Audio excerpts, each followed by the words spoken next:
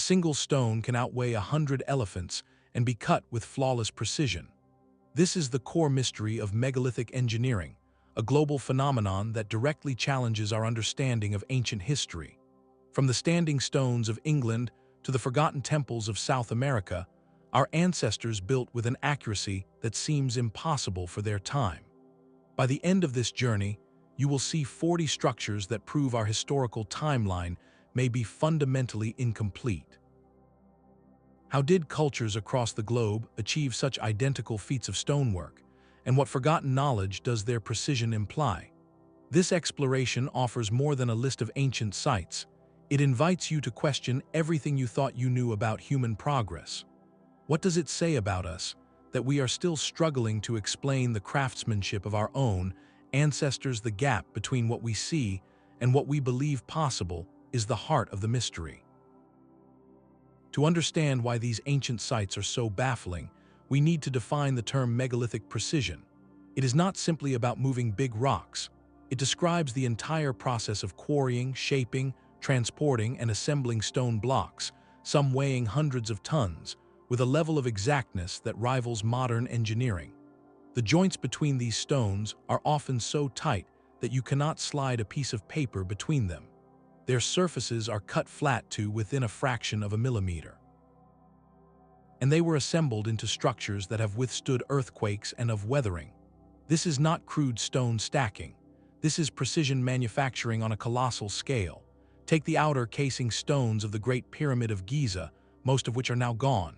Historical accounts describe them as being fitted together with seams thinner than a credit card. The surfaces were reportedly so smooth and reflective they could gleam in the sun. To achieve this, the builders needed more than just manpower. They required a profound understanding of geometry, a mastery of material properties to cut hard stone without fracturing it, and logistical planning that would challenge a modern construction firm. How do you ensure that thousands of individual blocks, cut miles away, all arrive at the site and fit together perfectly? The mainstream explanation points to copper tools, wooden sledges, and ramps, a theory of immense coordinated labor. Yet other researchers look at the microscopic tool marks and the mathematical consistency and propose something else entirely. They suggest the evidence points to machining techniques, to tools that could cut granite like butter and polish it to a glass-like finish. This creates a fascinating standoff between two very different visions of the ancient world. The hallmarks of this lost craft are consistent across the globe. First, there is the movement of ton blocks over vast, difficult terrain, from mountainsides to river valleys, without the wheel or strong draft animals.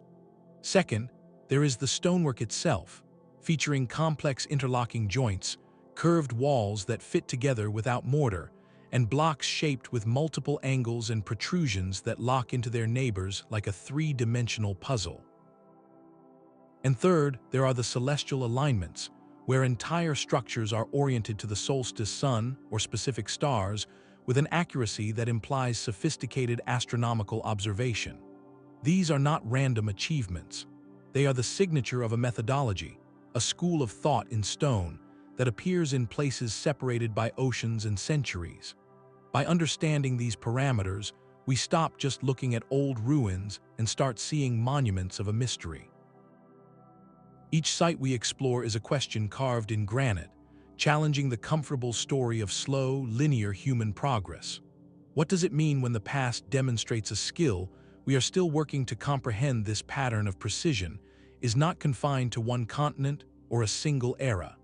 It emerges across the planet, a silent echo in stone that resonates from the foggy highlands of Scotland to the arid plains of Peru. From roughly 10,000 years before the Common Era through the medieval period, cultures with no known contact independently pursued the same monumental goal: to shape the earth itself with impossible accuracy.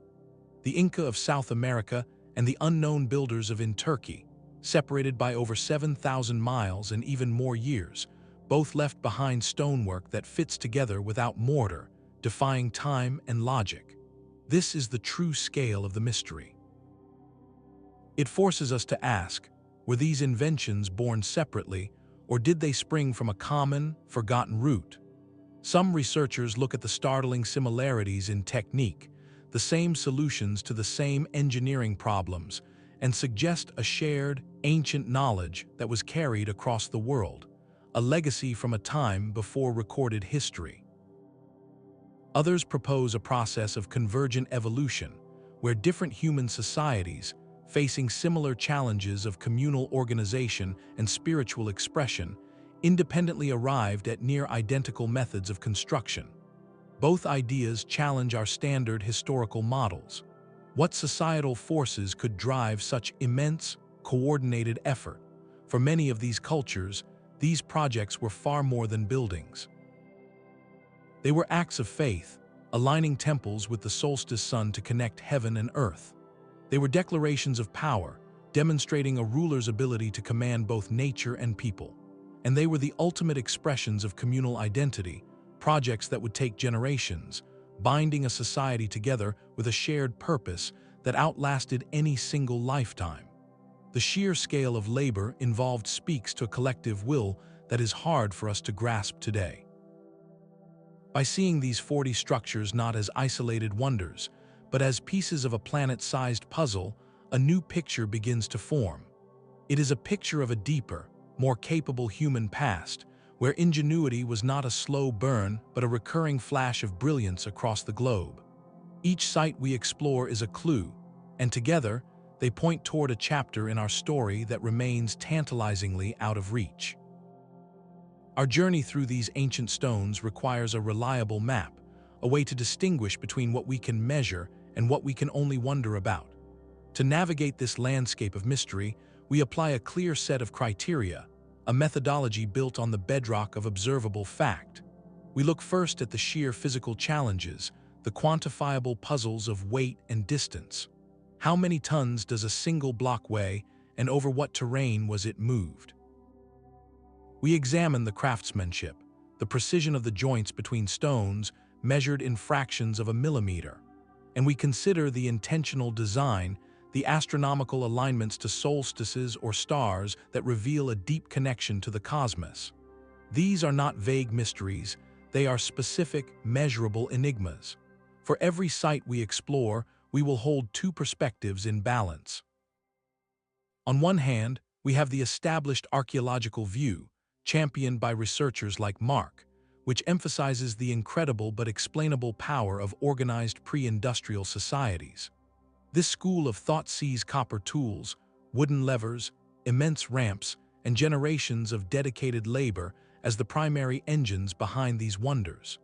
It is a story of human ingenuity and social coordination on a scale that inspires awe in its own right. On the other hand, we encounter alternative hypotheses, such as those presented by writers like Graham, who look at the global patterns and the technical precision, and ask if a lost chapter of human history, a more advanced but forgotten civilization, could provide a missing piece of the puzzle. This perspective questions the linear timeline of progress, suggesting a cataclysm or a great forgetting. Our approach is not to champion one narrative over the other, but to lay the evidence from geology, engineering, and archaeoastronomy on the table for you. We weigh the arguments, note where the mainstream explanations fit seamlessly, and highlight the moments where they strain against the physical evidence. The goal is intellectual rigor within a thrilling exploration. The most profound realization often comes not from settling on a single answer, but from honestly confronting the gaps in our current understanding. It is in those gaps, in the silent spaces between the stones, that the deepest questions echo. As we turn this lens on the first of our 40 structures, keep this balanced perspective in mind. The truth of our past may be more complex and more fascinating than any single story can contain. The Great Pyramid of Giza is not merely an ancient tomb, it is a machine of questions carved in stone. Its most profound mysteries are often hidden from the tourist's gaze, deep within its core. Take the King's Chamber, a solemn space built not from local limestone, but from immense blocks of red granite. This specific stone was from Aswan, a staggering 500 miles to the south. Each of these granite blocks weighs between 25 and 80 tons, a weight comparable to a modern military tank. Transporting them down the Nile and across the desert is a logistical puzzle in itself, but the true marvel is their assembly.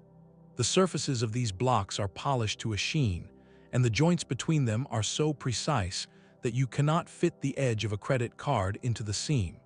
This is not rough construction. It is precision engineering on a monumental scale, using a material harder than the copper tools the builders are said to have possessed. How do you cut and polish granite to such a flawless finish with primitive technology? Mainstream archaeology suggests the use of copper saws coupled with an abrasive slurry of sand and water, a process that would have been agonizingly slow and would have left distinctive, gritty marks. Yet some researchers examining the surfaces note a different quality, a smoothness and consistency that, to them, hints at a different method entirely, perhaps one involving tools or techniques we have yet to rediscover.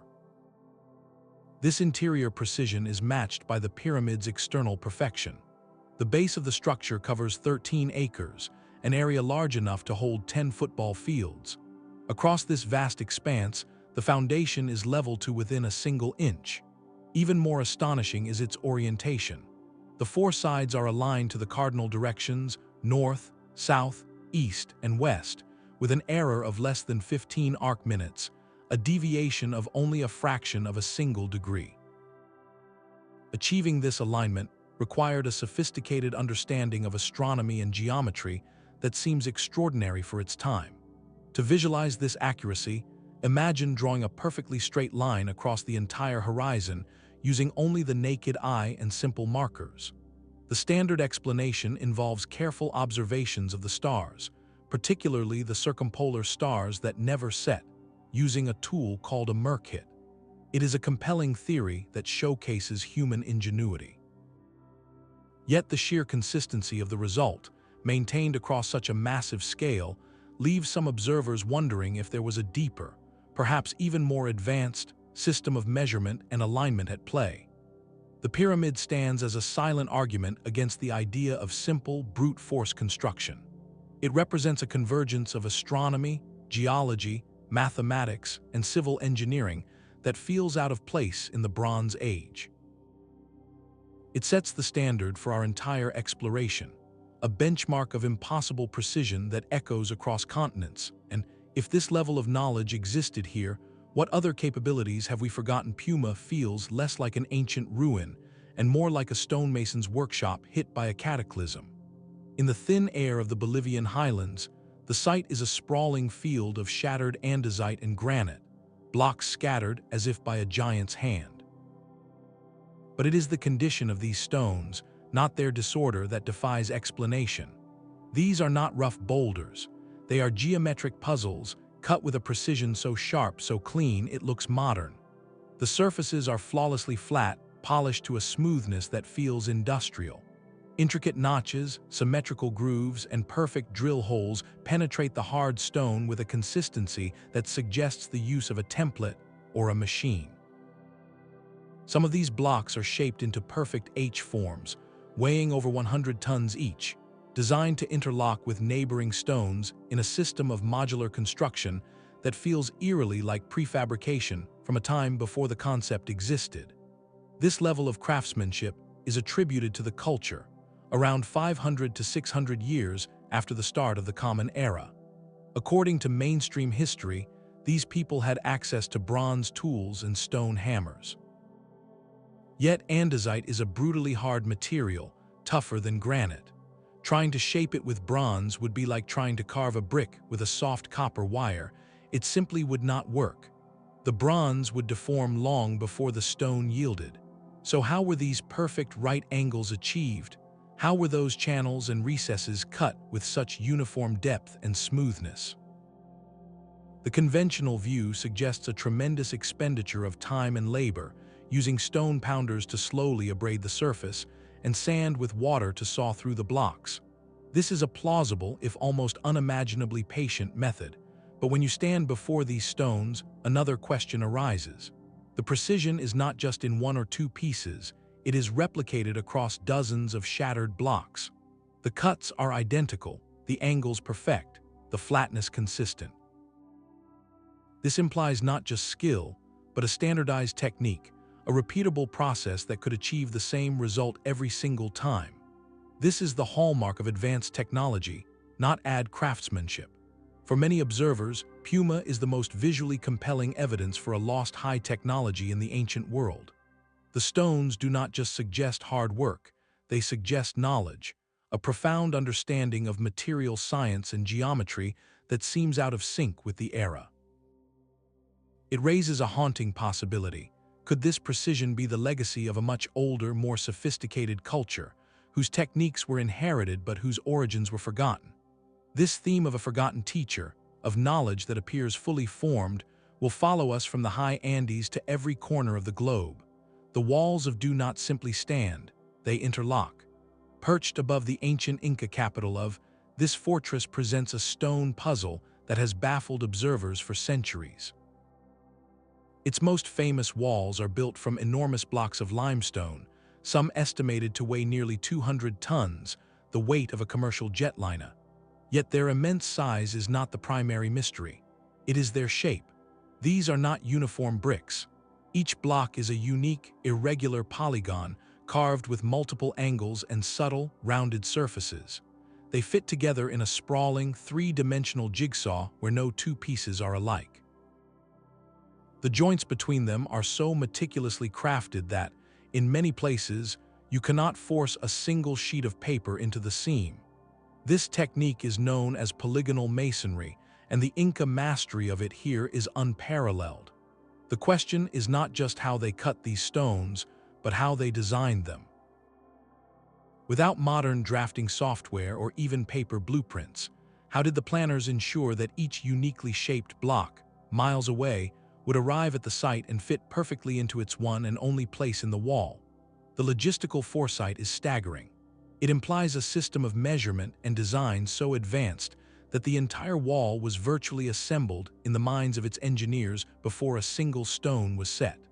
The purpose of this precision was profoundly practical. The complex, interlocking joints act as a natural seismic dampener. During earthquakes, the stones in a rigid, mortared wall will crack and collapse as they try to move as one solid unit. But the stones are allowed to shift and settle slightly against one another, dancing together during a tremor before settling back into place. This ingenious design has proven its worth through history. Devastating earthquakes that flattened the colonial Spanish buildings erected nearby have left these ancient Inca walls standing, virtually undisturbed. This durability transforms the site from a mere fortress into a testament to a deep, almost symbiotic understanding of the landscape.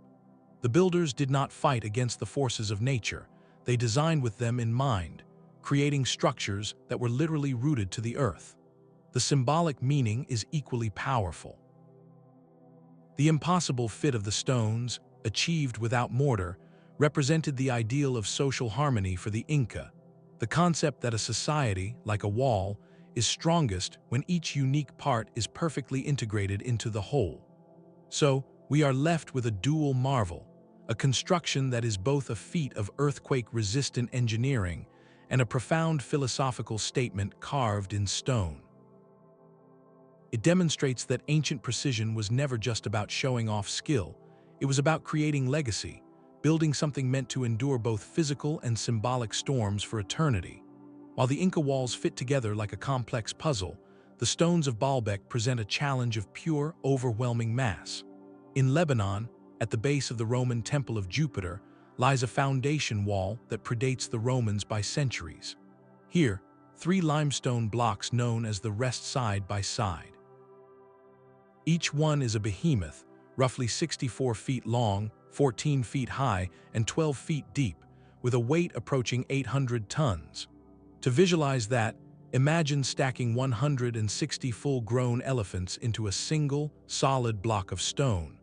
The precision of Baalbek is not in intricate joints, but in the flawless execution of an almost incomprehensible task.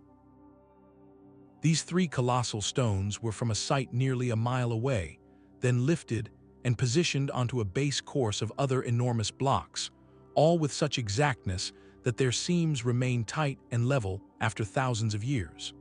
The true scale of the ambition, however, lies abandoned in the nearby quarry.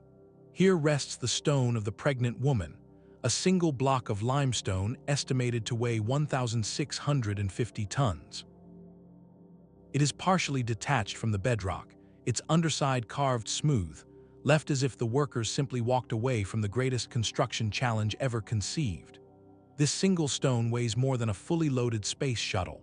Looking at it, the central question becomes unavoidable. How did the builders, whoever they were, intend to move it? The standard explanation involves an army of laborers, wooden rollers, levers, and a system of ropes, using gradual inclines and immense patience. This theory is a testament to human coordination. Yet, when you apply the physics, the numbers become daunting. Even with tens of thousands of people, the stress on wooden rollers would likely crush them under such weight. The ground would need to be perfectly prepared and consistently level over that long mile. The margin for error is zero. A single slip would mean catastrophe. This places Baalbek at the heart of the megalithic mystery. It represents the upper limit, the absolute ceiling of what we believe was possible with ancient, pre-industrial methods. The Romans, master builders themselves, later built upon this foundation, seemingly in awe of the work they inherited. The precision of Baalbek is therefore twofold: the physical precision of placing 800-ton blocks with care, and the logistical precision of planning an operation that borders on the superhuman. It forces us to confront a stark choice. Either our ancestors possessed a lost expertise in managing friction and weight, a kind of folk physics that has since disappeared, or we are missing a fundamental piece of their technological toolkit. The stone of the pregnant woman is not just an unfinished block. It is a permanent question mark, a challenge thrown down by the past that we have yet to fully answer. What does it say about a culture that would even attempt such a feat? Does not simply sit on a hill in Turkey, it shatters the foundations of human history. Dated to around 9,600 years before the Common Era, this site predates Stonehenge by over 6,000 years, and the Great Pyramids by a staggering 7,000. Its builders were not settled farmers living in cities, but nomadic hunter-gatherers, people we have always believed were focused solely on survival. Yet here they are, leaving behind a monument of breathtaking ambition and skill. They carved massive, T-shaped pillars from the local limestone bedrock, each one weighing up to 20 tons. They transported these pillars without wheels or draft animals to the hilltop, and they erected them into a series of stone circles, arranging them with clear intention. The precision is etched into the stone itself. The surfaces of the pillars are smoothed, their edges defined. Many are decorated with exquisite, deep-cut reliefs of animals, foxes, scorpions, birds, and lions, artwork of a style and sophistication that seems to belong to a much later age. The mystery is not just how they did this, but why. What compelled these mobile people to invest such immense communal effort into a project that offered no practical, survival-based return? Mainstream archaeology, led by researchers like, interprets as a ritual center the world's first temple. It was a place of gathering, ceremony, and shared belief that drew groups from across the region. This idea turns our traditional story of civilization on its head. We have always believed that agriculture came first, providing the food surplus that allowed people to settle down, specialize, and then have the spare time and resources to build monuments. Suggests the reverse. Perhaps it was the need to build and maintain such a sacred site that forced people to organize, to coordinate labor, and to eventually settle nearby. In this light, monument building was not the product of civilization, it was the catalyst. The implications ripple through time, coloring every other megalithic site we examine. If the drive to create these precise, monumental structures is what sparked communal living and social complexity, then every stone circle, every pyramid, is not just an achievement of an established society, but a potential engine for its very creation. This places the builders at the genesis of a new human story. They were not primitive, they were pioneers, using stone to forge the very concept of community. Their work forces a humbling reevaluation. What other chapters of our past are we misunderstanding? Because we have the sequence of events backwards, the silence of Easter Island is carved into the faces of giants. The statues stand as solemn guardians along the coast, their blank eyes gazing inland, but their story begins in the volcanic crater of. Here, in a landscape of half-formed titans, the scale of the ambition becomes terrifyingly clear. The people carved these colossal figures directly from the soft volcanic tuff of the quarry walls. The largest unfinished, nicknamed L, lies still attached to the bedrock, a behemoth measuring over 70 feet long and estimated to weigh 270 tons. The precision here is artistic and symbolic. Each statue's features, from the strong brow to the elongated ears, were carved with remarkable consistency, creating a powerful cultural signature across hundreds of figures. Yet this was only the first act in an epic of stone. The completed statues, some standing over 30 feet tall, then had to be moved. Their journeys took them up to 11 miles across the island's rugged, hilly terrain, a feat that seems to defy the logistics of a small, isolated population. How did they do it?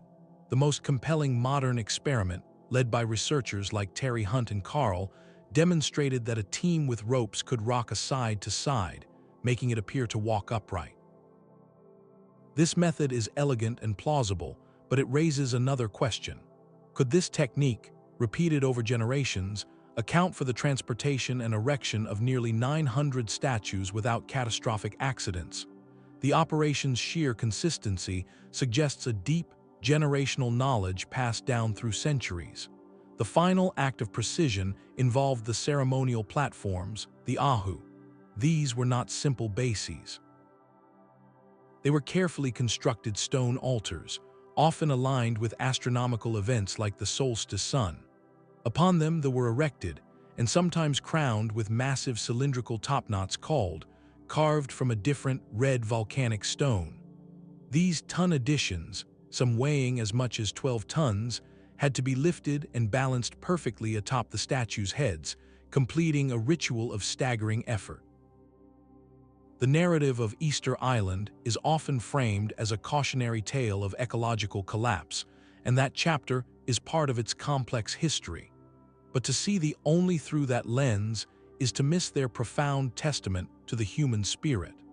They represent a community's immense investment in identity and belief, a drive to create something permanent that would watch over their descendants.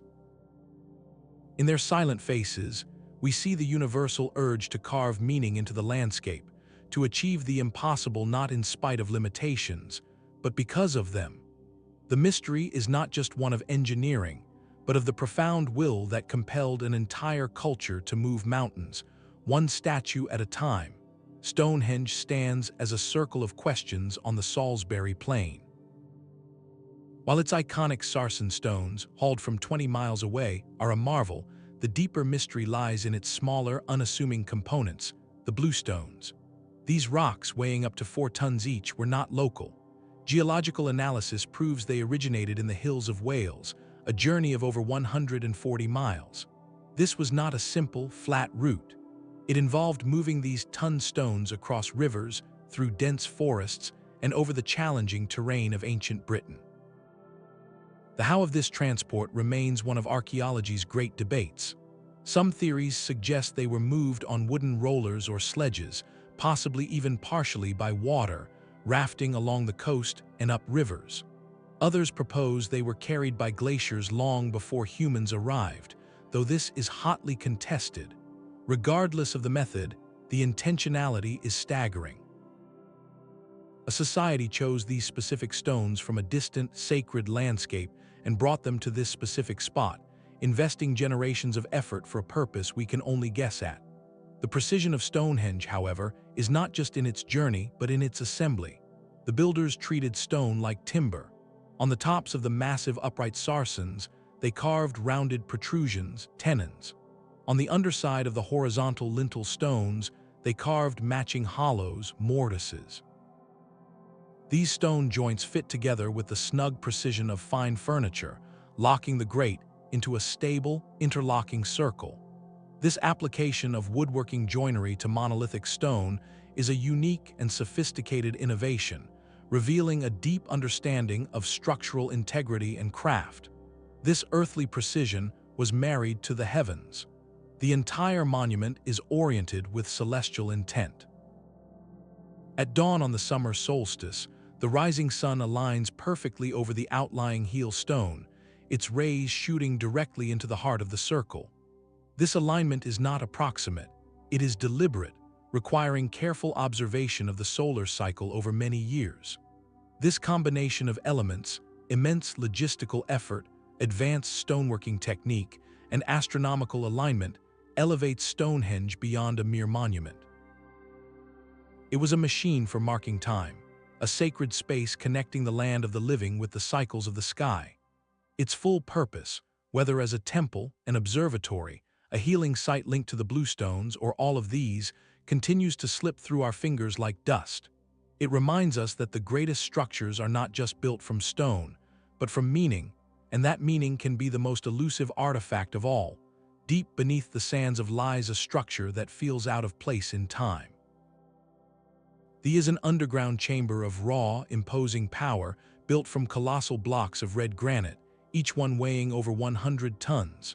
Unlike the ornate, hieroglyph-covered temples of classical Egypt, this space is stark and minimalist. Its design is a geometric puzzle, a central platform resembling an island, surrounded by a deep, dry channel, as if it were built to be perpetually flooded.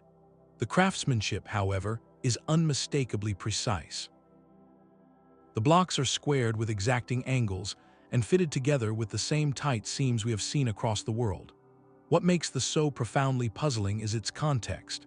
It sits directly beneath the New Kingdom Temple of Seti I, built around 1300 years before the Common Era. Yet, its architectural style shares almost nothing with that elegant, decorated structure above. Instead, its closest relative in all of Egypt is the Valley Temple of At Giza, a structure older. The granite, the scale, the severe, monumental style, they are near identical. This creates a jarring architectural disconnect.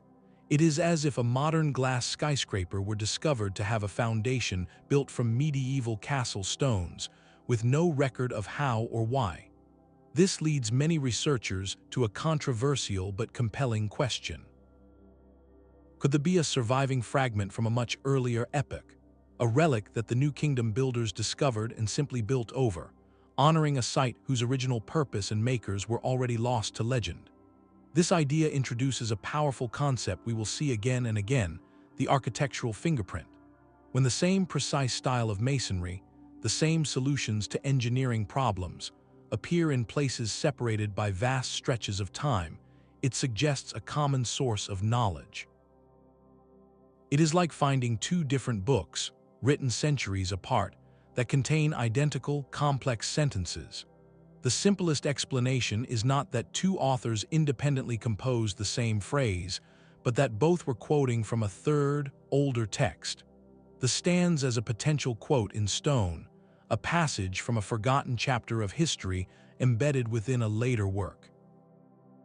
It forces us to consider that the timeline of precision may not be a straight line, but a circle where knowledge appears, is lost, and is only partially rediscovered by later cultures who can replicate the work but not fully understand its origins.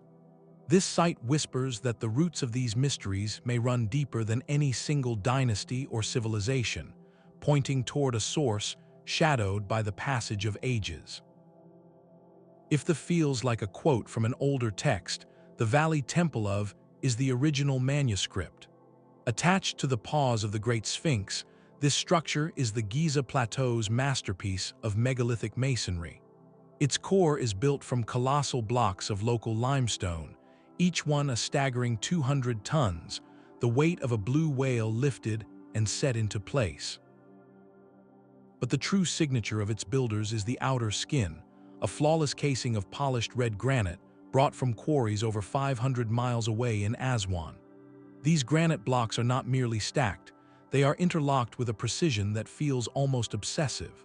The joints are so tight, so exact, that they achieve what engineers call a perfect fit, where the seam virtually disappears.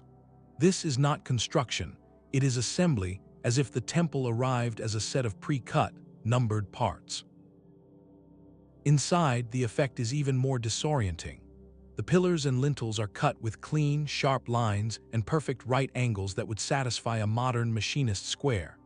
The surfaces are smooth, the edges crisp, with no sign of the uneven chisel marks one might expect from hand tools. This level of finish, achieved on one of the hardest stones on Earth, is attributed to the Old Kingdom builders of Pharaoh, around 2,500 years before the Common Era, using tools of copper and stone. Copper, however, is a soft metal. Try to cut granite with a copper chisel, and the copper will deform long before the granite yields. The mainstream explanation involves using the copper saws with an abrasive slurry of quartz sand, a slow, grinding process that could, in theory, achieve the cut.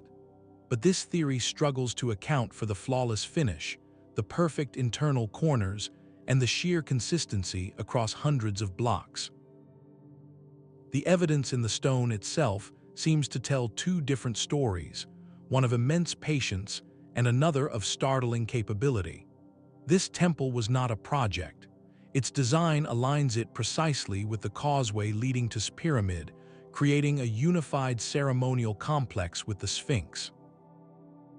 The use of identical materials and techniques across these sites points to a single, overarching vision, a coordinated construction program of a scale and sophistication that still eludes our full understanding. We look at the Valley Temple, and we see more than an ancient building. We see a standard of quality, a benchmark of precision that the later pharaohs of Egypt could admire but never quite replicate.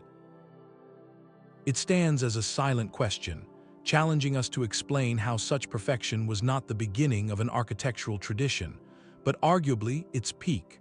A modern man with an ancient secret built his own monument in the sweltering heat of Florida. The Coral Castle is a sprawling complex of megalithic sculpture, a 20th-century echo of the mysteries we have been exploring. Between 1923 and 1951, a single individual, Edward, carved and assembled over 1,100 tons of oolitic limestone. He did this alone, a man of slight build standing just 5 feet tall, working almost exclusively under the cover of night. The stones he moved are not pebbles, they are colossal blocks, some weighing 30 tons, the equivalent of 2 full-sized city buses. How one man accomplished this, without cranes or modern machinery, without even leaving any witnesses to his methods, forms the core of this modern enigma. Himself was cryptic, claiming he had rediscovered the building secrets of the ancient Egyptians, that he understood the laws of weight and leverage, and most intriguingly, the principles of magnetism. He spoke of understanding the cosmic forces that hold matter together. Yet he left no blueprints, no journals detailing his techniques, only the monumental results of his labor. The precision of his work is undeniable and eerily familiar. His most famous creation is a 9-ton stone gate, perfectly balanced on a metal rod and an old truck bearing, so exquisitely engineered that a child could push it open with a single finger. It rotated without friction for decades, a feat of balance that stumped engineers until a misalignment finally halted its movement. Throughout the site, stone furniture, chairs, tables, and even a functioning sundial are carved from solid rock with smooth, clean lines. A Polaris telescope, a massive stone fixture accurately aligned to the North Star, suggests an understanding of astronomy. The sheer physicality of the work contradicts the solitary nature of the builder.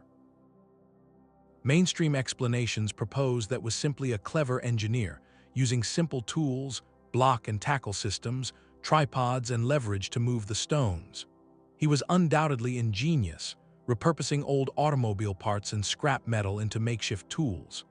This view celebrates human resourcefulness, a man beating the odds with wit and determination.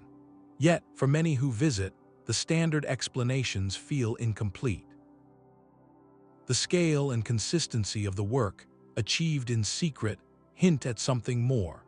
Could have genuinely tapped into a forgotten principle, a kind of practical knowledge about manipulating mass and gravity that aligns with the esoteric claims of ancient builders.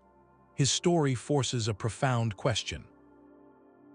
If one man in the modern era, with no formal training, could rediscover a way to move megaliths single-handedly, what does that imply about the capabilities of entire ancient cultures who had generations to perfect such knowledge? The Coral Castle stands not as an ancient relic, but as a contemporary challenge. It suggests that the secrets of the stones may not be entirely lost to time, but waiting to be remembered by anyone with the patience and the perception to see the world differently. The walls speak a different language of stone. In the sun-baked hills of Mycenaean Greece, around 1300 years before the Common Era, builders raised fortifications so colossal they seemed to defy human origin. Later Greeks, gazing up at these ramparts of rough-hewn limestone, could only attribute them to the one-eyed giants of myth. This is the origin of the term Cyclopean masonry, a style defined not by delicate joints, but by raw, overwhelming power. The precision lies not in the micrometer, but in the mind of its engineers. They worked with nature's own irregular boulders, some weighing several tons, selecting each one for its specific shape and heft.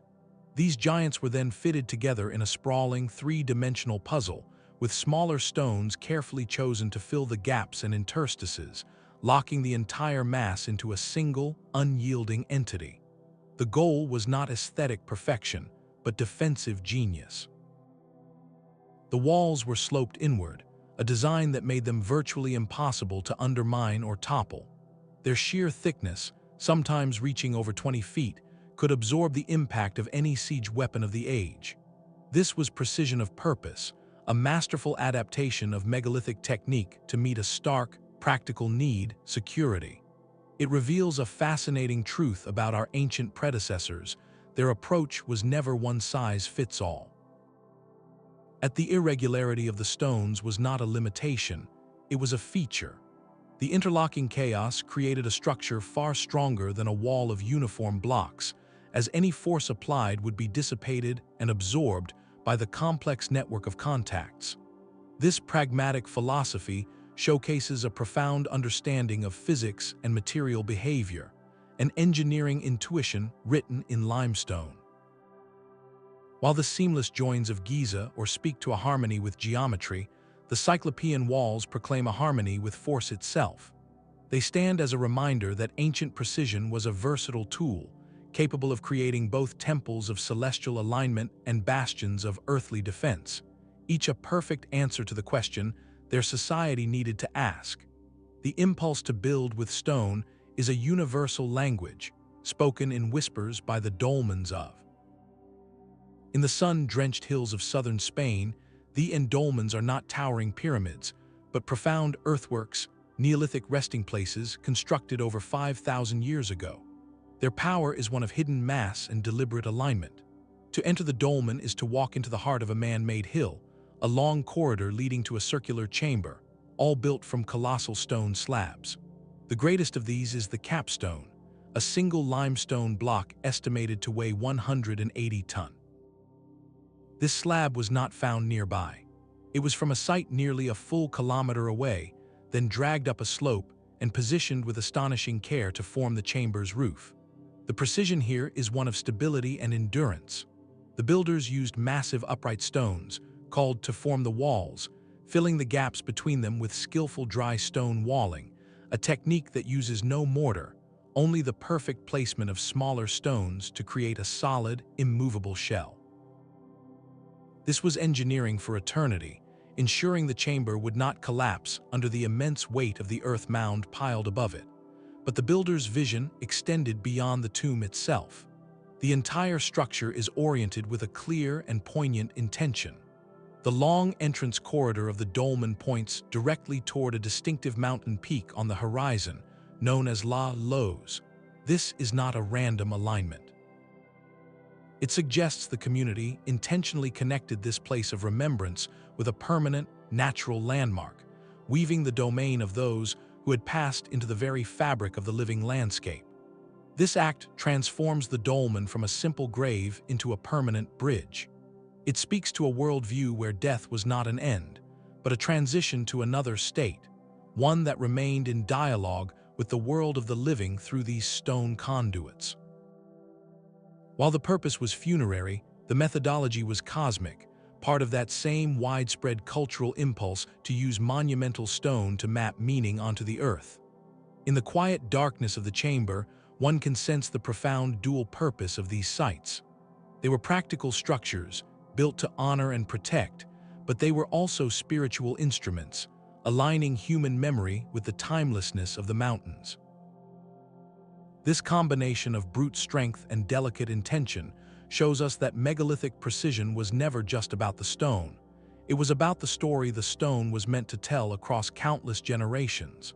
The beehive shape of the treasury of Atreus is an architectural whisper from a heroic age. Nestled into a hillside in Mycenaean Greece, this tomb, also linked to the legendary king Agamemnon, is a feat of hidden engineering genius. Its grandeur is not in towering walls, but in a perfect, self-supporting void. The builders constructed a soaring, circular chamber using a technique called corbelling. Each ring of carefully shaped stone blocks was laid not flat, but tilted slightly inward, creating a gradual, precise curve that rose to a single capstone. This was not guesswork. The angle of each course had to be calculated perfectly, stone by stone, to ensure the immense weight of the entire structure was channeled downward through the walls and into the earth, preventing a catastrophic collapse. The result was a domed space so vast that it remained the largest in the world for well over 1,000 years, a silent, hollow crown buried in the Greek soil. This precision in weight distribution reveals a profound, intuitive grasp of physics, a mastery of forces achieved long before the formal science of engineering existed. It feels like applied wisdom, knowledge gained through generations of trial and observation, encoded in stone. The entrance to this vault underscores the Mycenaean command of mass. Above the tall doorway sits a single lintel block, a monolithic beam of limestone estimated to weigh over 120 tons. Moving this slab into its precise position, high on the hillside, was a logistical puzzle of the highest order. The entire structure speaks to a society that had moved beyond mere fortification, like the Cyclopean walls of, and into the realm of monumental symbolism. They were building for eternity, crafting a resting place worthy of heroes and kings that would defy time itself through the purity of its geometry. This creates a fascinating blur in the historical record. Was this sophisticated understanding purely empirical, hard-won through local innovation? Or does the echo of corbelled domes and massive lintels in other ancient cultures suggest a thread of shared architectural knowledge, a tradition passed down and adapted? The treasury of Atreus stands as a powerful argument that our ancestors could solve immensely complex structural problems through observation and inherited craft, achieving a level of precision that was both art and ancient science, all in the service of memory and myth. The stones of Karnak march across the Breton landscape in silent, endless rows. In France, over 3,000 prehistoric standing stones, or menhirs, stretch for miles in a display of organization so vast it redefines the very concept of a monument. Erected over a 1,000-year period beginning around 4,500 years before the Common Era, this is not a single site, but a territorial canvas. The precision here is not measured in the tightness of a joint, but in the breathtaking consistency of alignment and purpose across the entire countryside. The largest of these stones, the Grand Menhir, now lies broken, but in its prime it stood over 65 feet tall and weighed an estimated 350 tons, a testament to the sheer physical ambition of the builders. Yet its individual majesty is secondary to its role in the grand design. The stones are arranged in parallel lines, in great arcs, and in geometric patterns like giant stone compasses. This was not a haphazard collection of markers. It was a planned composition, a deliberate arrangement on a scale that implies a society capable of sophisticated land surveying and generational project management. The effort required to coordinate the quarrying, transport, and precise placement of thousands of stones, some from miles away, speaks to a communal will of staggering unity. What drove this immense, centuries-long endeavor? The most compelling theories point to the sky and the earth. The alignments correspond with the rising and setting of the sun and moon at key points in their cycles, particularly the solstices. Some researchers suggest the entire complex functioned as a colossal astronomical observatory, a calendar in stone for an agricultural society deeply tied to the seasons. Others see it as a sacred processional landscape, a physical pathway for rituals that connected the living community with ancestral or spiritual realms. The patterns may have served both purposes, intertwining celestial observation with ceremonial practice. This challenges our modern perspective of what a structure can be. We are accustomed to buildings with walls and a roof-defined spaces. Karnak has no walls. Its architecture is the horizon itself, its ceiling the open sky. The precision lies in the relationship between each stone and its neighbor, and between each row and the distant celestial bodies they track. It represents a different kind of intelligence, one that thinks not in terms of enclosing space, but of mapping it, of inscribing human understanding directly onto the geography. To walk among the Karnak alignments is to feel the weight of a grand, silent intention. It is a message composed not in words, but in positions, a code written across kilometers that we have yet to fully crack. What does it say about a culture that chose to build its greatest testament not as a single towering edifice, but as a pattern woven into the very fabric of the land? The conical towers of Sardinia rise from the rugged landscape like stone sentinels from a forgotten age. Known as these Bronze Age structures, built from roughly 3,600 to 1,000 years before the Common Era, are the unique architectural signature of an ancient island culture. They are not simple huts, but complex fortresses, with the largest sites featuring multiple towers connected by defensive walls and labyrinthine corridors, forming formidable strongholds. The precision of these is found in their enduring stability. They are built entirely from basalt blocks, fitted together without any mortar, using a dry stone technique that has withstood thousands of years in a region known for seismic activity. This longevity is no accident. It speaks to a deep, empirical understanding of how to channel weight and resist shear forces, an intuitive mastery of load-bearing architecture passed down through generations of builders. The most sophisticated engineering, however, is hidden inside. The towers often feature corbelled interior domes, where each successive ring of stones is carefully angled inward until the space is capped with a final keystone.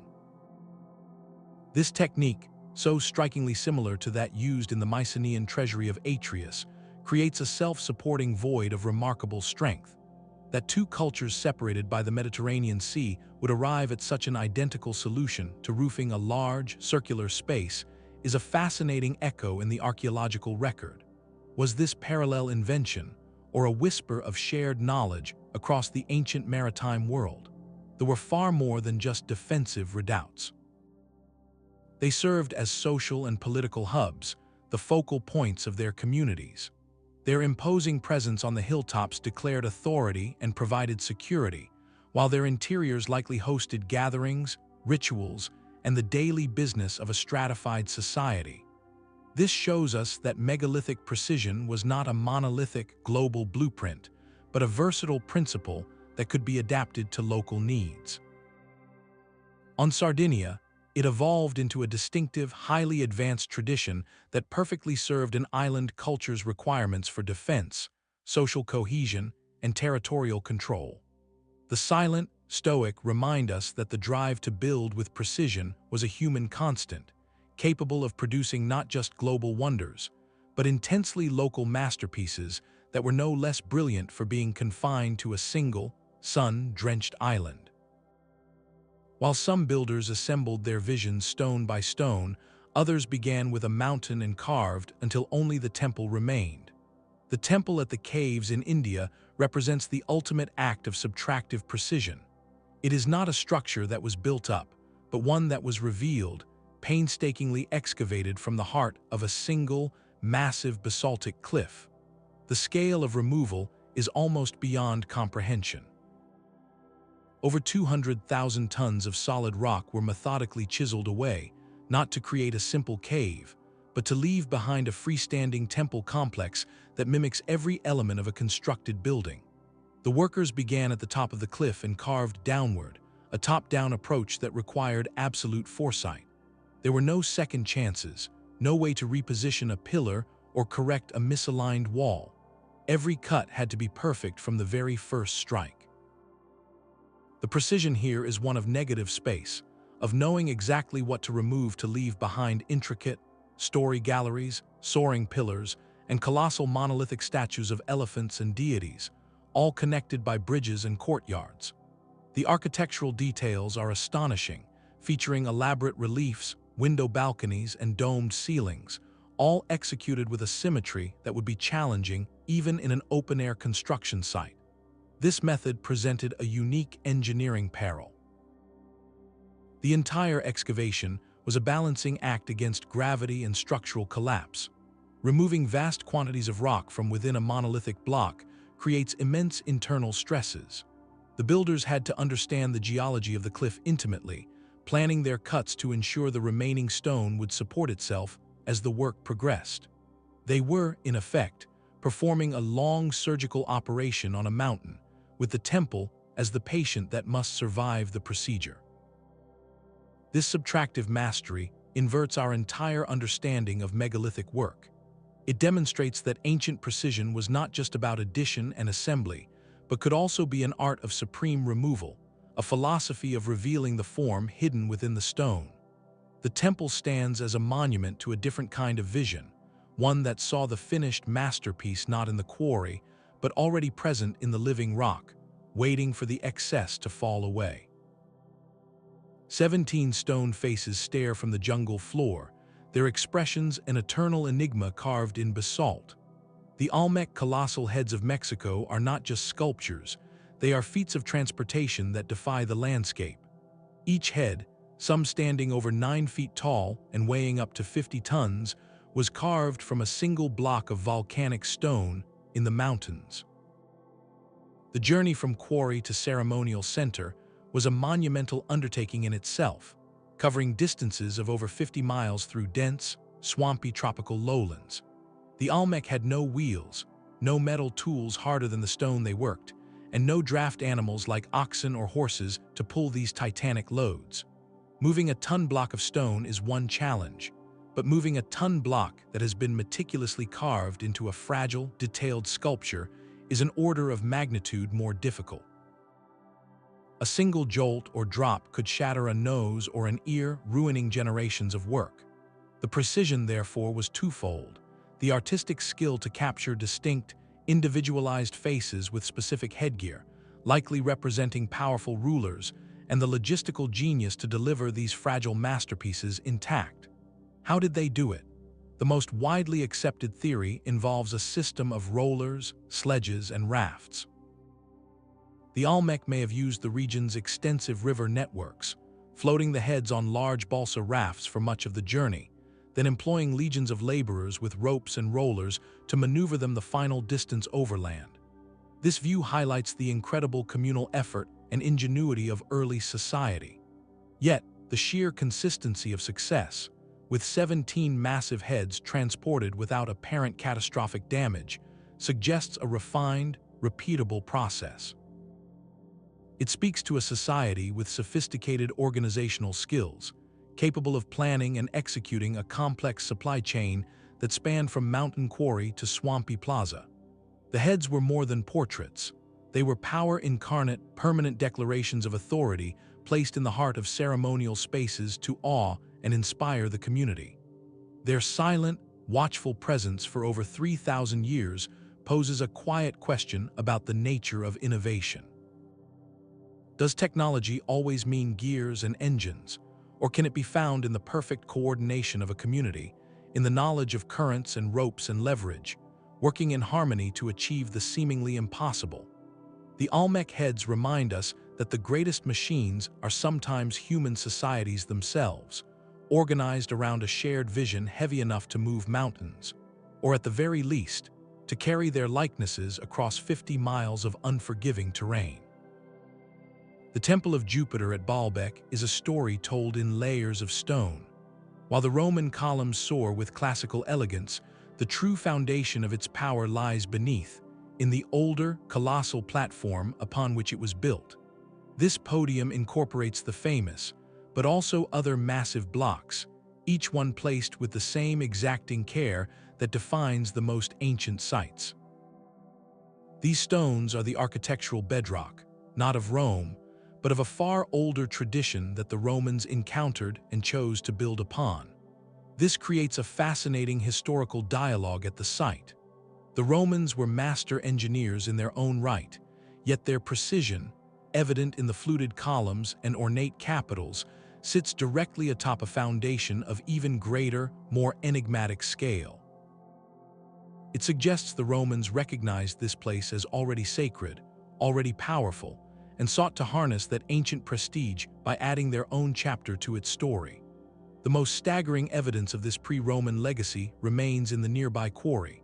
Alongside the famous stone of the pregnant woman rests another titan, a block estimated to weigh over 1,000 tons. This colossal stone, partially detached and dressed, represents an ambition that even the Romans did not attempt to fulfill. Its presence is a silent testament to a building phase of almost mythical scale that predates the classical world. Baalbek thus becomes a palimpsest, a manuscript where one civilization wrote over another, but where the older text still shows through. This layering transforms the site from a single wonder into a cumulative record of megalithic achievement. It poses a profound question about the nature of sacred spaces. Did successive cultures build here because the location itself was considered powerful, or was it the awe inspired by the inexplicable works of their predecessors that compelled them to continue the tradition? Each block, from the 1,000-ton quarry giant to the perfectly placed stones of the platform, forms a link in a chain of human aspiration that stretches back into a forgotten dawn. The temple we see is not the beginning of the story, but a magnificent sequel to a first chapter written in a language of stone we are still learning to read. The silence of the deepens at Ahu. Here, on the remote coast of Easter Island, 15 colossal stone figures stand shoulder to shoulder on a single, massive ceremonial platform, their backs to the endless Pacific. This is the largest Ahu ever constructed, a grand stage for the ancestors. But the scene you see today is a modern miracle layered upon an ancient one. In 1960, a tsunami triggered by a distant earthquake struck the island with devastating force. It tore these ton statues from their platform, scattering them inland like broken toys. Some carried hundreds of feet from their original positions. The scene was one of utter chaos, a physical testament to nature's power over even the most enduring human works. For decades, the giants lay where the waves had thrown them. Their restoration, completed in the 1990s, became one of archaeology's greatest logistical puzzles. Modern engineers, armed with cranes, hydraulic jacks, and precise surveying equipment, faced the monumental task of moving statues weighing up to 86 tons back to their original positions. The process was painstaking. Each had to be lifted, transported, and then carefully tilted upright onto the Ahu stone platform, its exact placement and orientation painstakingly recreated from historical photographs and archaeological evidence. This modern effort, using technology the original builders could never have dreamed of, offered a profound revelation. The engineers and archaeologists gained a visceral, first-hand appreciation for the staggering difficulty of the task. They understood the precise balance needed to keep a statue from cracking as it was tilted, the immense force required to lift it just a few inches, the critical importance of a perfectly prepared foundation to ensure it would stand for centuries. This modern struggle cast the ancient achievement into even sharper relief. The people centuries earlier had not only moved these statues across miles of rugged terrain and erected them once, but they had done so without cranes, without metal, using only levers, ropes, ingenuity, and communal strength. The reconstruction of Ahu did more than restore a sacred site. It transformed it into a living laboratory. It demonstrated that the original accomplishment was not merely hard work, but a pinnacle of pre-industrial engineering, a repeatable process refined over generations. Today, the aligned figures symbolize a dual legacy: the enduring mystery of a lost island culture's capability, and the persistent human drive to recover and understand our own fragmented past. Their restored gaze asks us to measure the gap between our modern tools and their ancient knowledge, a gap that somehow feels smaller in the shadow of what they achieved. Beneath the quiet streets of modern Malta lies a world carved from sound and shadow. The hypogeum of is a labyrinth of silence, a Neolithic sanctuary hollowed out from soft Globigerina limestone over 5,000 years ago. This is not a structure built upon the earth, but one meticulously excavated within it, a three-level complex of chambers, halls, and passages that descend into the bedrock.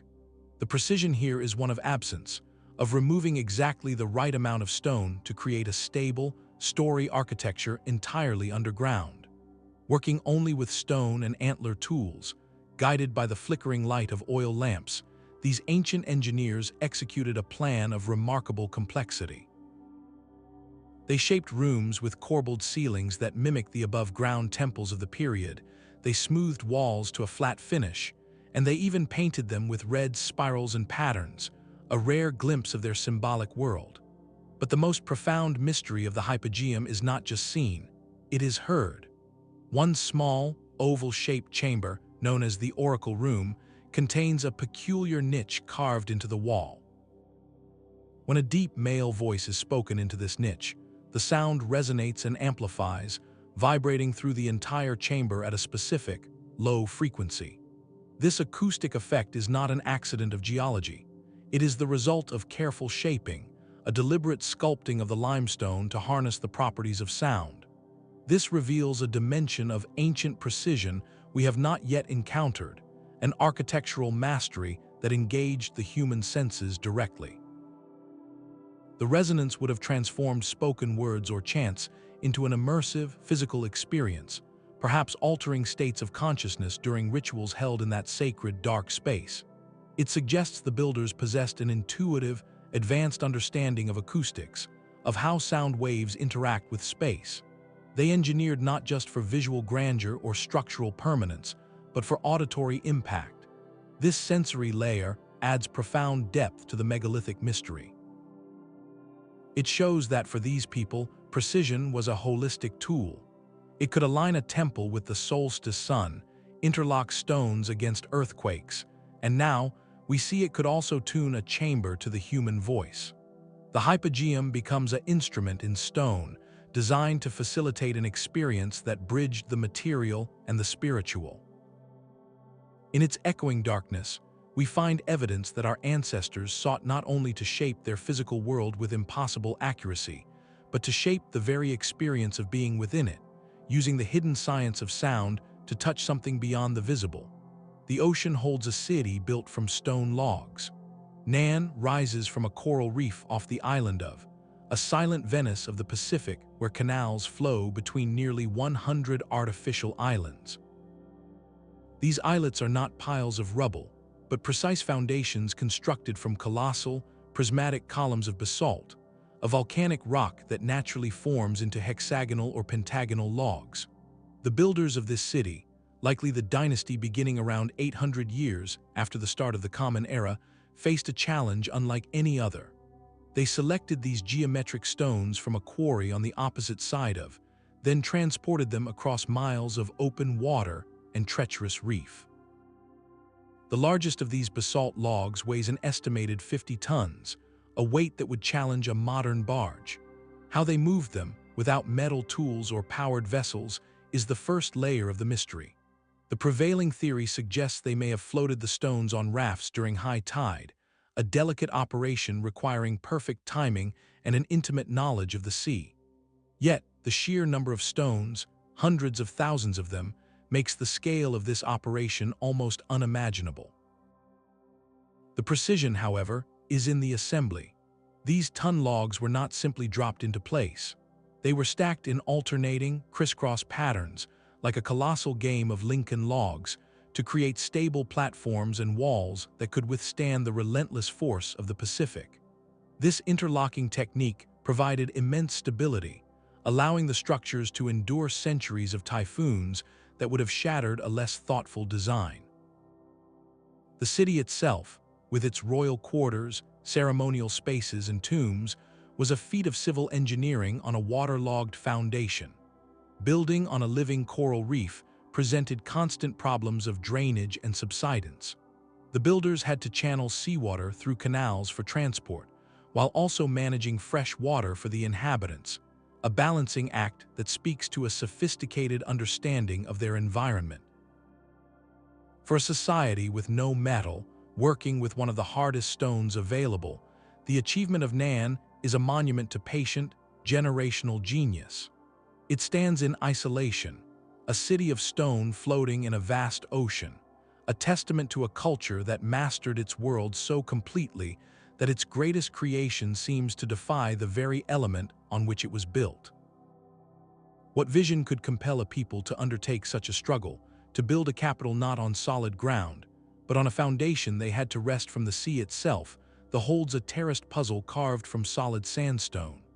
Off the coast of Japan's westernmost island lies a massive underwater formation that has divided researchers for decades. Discovered by a diver in the 1980s, the monument rises from the ocean depths like a sunken citadel. Its features are startlingly geometric. Vast, flat terraces drop in sharp, clean steps. There are straight, vertical walls that meet at near-perfect 90-degree angles. Pillar-like structures stand in alignment, and a distinct, triangular archway frames the blue water. To the human eye, it looks engineered, a complex of platforms and pathways. The central debate is stark and fundamental. Is this the work of nature's slow, random hand, or the signature of human design? Geologists point to the region's unique sandstone bedding plains, which can fracture along straight lines due to tectonic forces. They argue that powerful currents could have eroded the rock into these seemingly artificial shapes, a fantastic example of natural architecture. Yet, other observers, including some marine archaeologists, note features that seem to defy simple geology. They highlight the presence of what look like carved channels, circular depressions that could be post holes, and two round holes drilled close together on a rock face, a configuration that feels intentionally made. If even partially shaped by human hands, the implications are profound. The precision would involve quarrying and dressing the bedrock itself, not moving individual blocks, but sculpting the living earth. And it would have to have been done when this area was dry land, which pushes its potential origins back over 10,000 years, to the end of the last ice age when sea levels were dramatically lower. This timeline places any possible builders in a prehistoric era we are only beginning to understand. The site forces us to confront a difficult question: where do we draw the line between a remarkable natural formation and a monument? Our minds are pattern-seeking, eager to see intention in randomness. Yet, the formation sits precisely on that blurred edge, challenging our definitions and our historical timelines.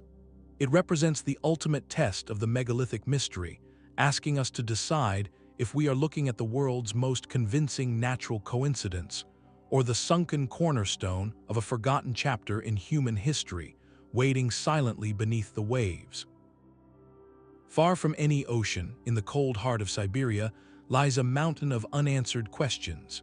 The megaliths are not a constructed temple, but a scattered workshop of giants. High in the remote mountains, enormous blocks of granite lie tumbled across a steep slope, as if some titanic builder abandoned the project mid-stroke. The scale here is almost incomprehensible. Some of these stones are estimated to weigh over 3,000 tons, a mass that makes the great monoliths of Baalbek seem almost manageable by comparison. If these are worked stones, they represent the largest pieces of shaped rock ever attempted by human hands anywhere on the planet. The precision, however, is not in their placement, but in their potential fabrication. Several of these colossal blocks exhibit features that arrest the eye: remarkably flat surfaces, sharp, clean edges that meet at near-perfect right angles, and linear grooves or channels that look for all the world like the marks of tools. They rest in a chaotic, natural landscape, which is precisely what fuels the intense debate. Are we looking at the raw materials for a structure that was never built, or are we seeing a spectacular geological coincidence, a rare instance where natural fracturing and erosion have mimicked the appearance of human work? This site sits at the extreme frontier of the megalithic mystery. It forces the discussion to its absolute limits. If these are artificial, they push the ceiling of ancient capability to a staggering new height, suggesting a culture that could not only quarry but begin to shape stones heavier than a fully loaded space shuttle. The logistical implications are mind-bending.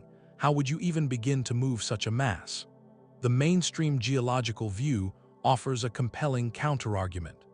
This region is known for its dramatic tectonic activity and unique granite formations. The immense pressures and temperature shifts over eons can cause granite to fracture along straight planes, creating naturally flat surfaces and sharp angles. The apparent tool marks could be the result of glacial scraping or other erosive forces acting over millions of years. For many scientists, this is the most parsimonious explanation, a reminder that nature itself is the ultimate sculptor, capable of producing forms that trick our pattern-seeking minds. Yet for those who lean toward the anthropogenic explanation, the clusters of these features, the repetition of right angles and flat planes on multiple blocks in one area, feels statistically unlikely to be pure chance. The site becomes a test in stone, revealing our own assumptions about the past.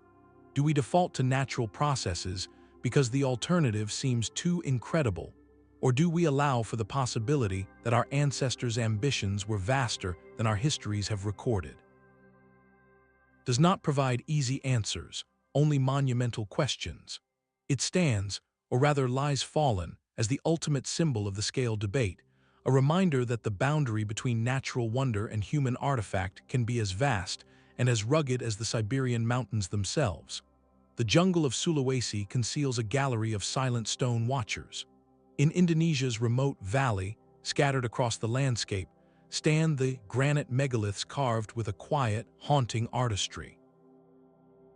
These are not the geometric blocks of a fortress or the towering pillars of a temple, but sculptures, humanoid figures and large, rounded pots hewn from single, massive stones. Some of these figures stand over 13 feet tall and weigh several tons, yet their surfaces are smooth, flowing into rounded shoulders, subtle facial features, and the gentle curves of a vessel. The precision here is not one of measurement, but of form, a masterful control over hard granite to create soft, organic shapes that feel alive even in their stillness. This artistic command of the material is itself a profound kind of engineering, requiring the sculptor to visualize the final form within the raw block and remove everything that is not part of that vision, all without fracturing the stone. The mystery of the valley is deepened by its profound isolation and the silence of history surrounding it. The culture that created these figures left no written records, and little is known of their daily life or social structure. Dating them has proven difficult, with estimates ranging widely, placing them anywhere from a few centuries to several old. This veil of uncertainty transforms each from a simple artifact into a profound question. Why would a community invest such immense effort into carving and transporting these heavy sculptures in a remote jungle valley, far from any known center of power? The answer may lie in connection rather than isolation. These figures are not alone in the world. They bear a familial resemblance to other megalithic traditions spread across the vast Austronesian world, from the ancestor statues of to the stone jars of Laos. This suggests they are part of a widespread cultural language, one spoken in stone across thousands of miles of ocean and islands. They were likely focal points for memory and ritual, perhaps representing revered ancestors or serving as vessels for ceremonial offerings, physically anchoring the community's identity and beliefs to the land. Their precision, therefore, served a purpose deeper than display. The smooth, finished surface, the recognizable form, made the intangible tangible. It gave presence to an ancestor, sanctity to a container, turning a block of granite into a permanent node in the network of community and tradition. In the quiet of the valley, we see that megalithic precision was never solely about technical prowess. It was equally a tool of expression, a way to carve meaning into the very bones of the earth, ensuring that the stories of a people would endure long after their names were forgotten. The unfinished obelisk of Aswan is a monument to ambition frozen in time. Lying in its original granite quarry, this colossal shaft of red stone offers a rare and candid glimpse into the megalithic process, not as a polished triumph, but as a work in progress interrupted. Had the ancient Egyptian masons succeeded, it would have been the heaviest obelisk ever erected, a needle of stone weighing nearly 1,200 tons and stretching 137 feet toward the sky. Its very existence, trapped in the bedrock, is a textbook of both intention and limitation. The precision here is not in a finished product, but in the methodical steps taken toward its creation. You can clearly see the trenches carved by workers around the obelisk's perimeter, channels just wide enough for a person to stand in, where they used simple dolerite stone pounders to painstakingly chip away at the granite, separating the monolith from the living earth below. This was a process of incredible patience, a dialogue between human determination and immutable stone. Each strike of the dolerite hammer, a stone harder than the granite itself, would have produced only a small shower of dust and fragments, requiring millions of blows over many months. The trenches themselves are straight and carefully measured, showing a clear, controlled plan for extracting this single, perfect piece. Yet the obelisk also tells a story of risk. Deep, fatal cracks appeared in the stone, flaws in the granite that only revealed themselves as the work progressed. These cracks made the monolith structurally unsound, impossible to lift or transport without it fracturing. Faced with this reality, the overseers made a pragmatic, if heartbreaking, decision to abandon the project. This moment of failure is as illuminating as any success. It reveals the immense gamble inherent in such enterprises. Quarrying a stone of this size was not a guaranteed outcome.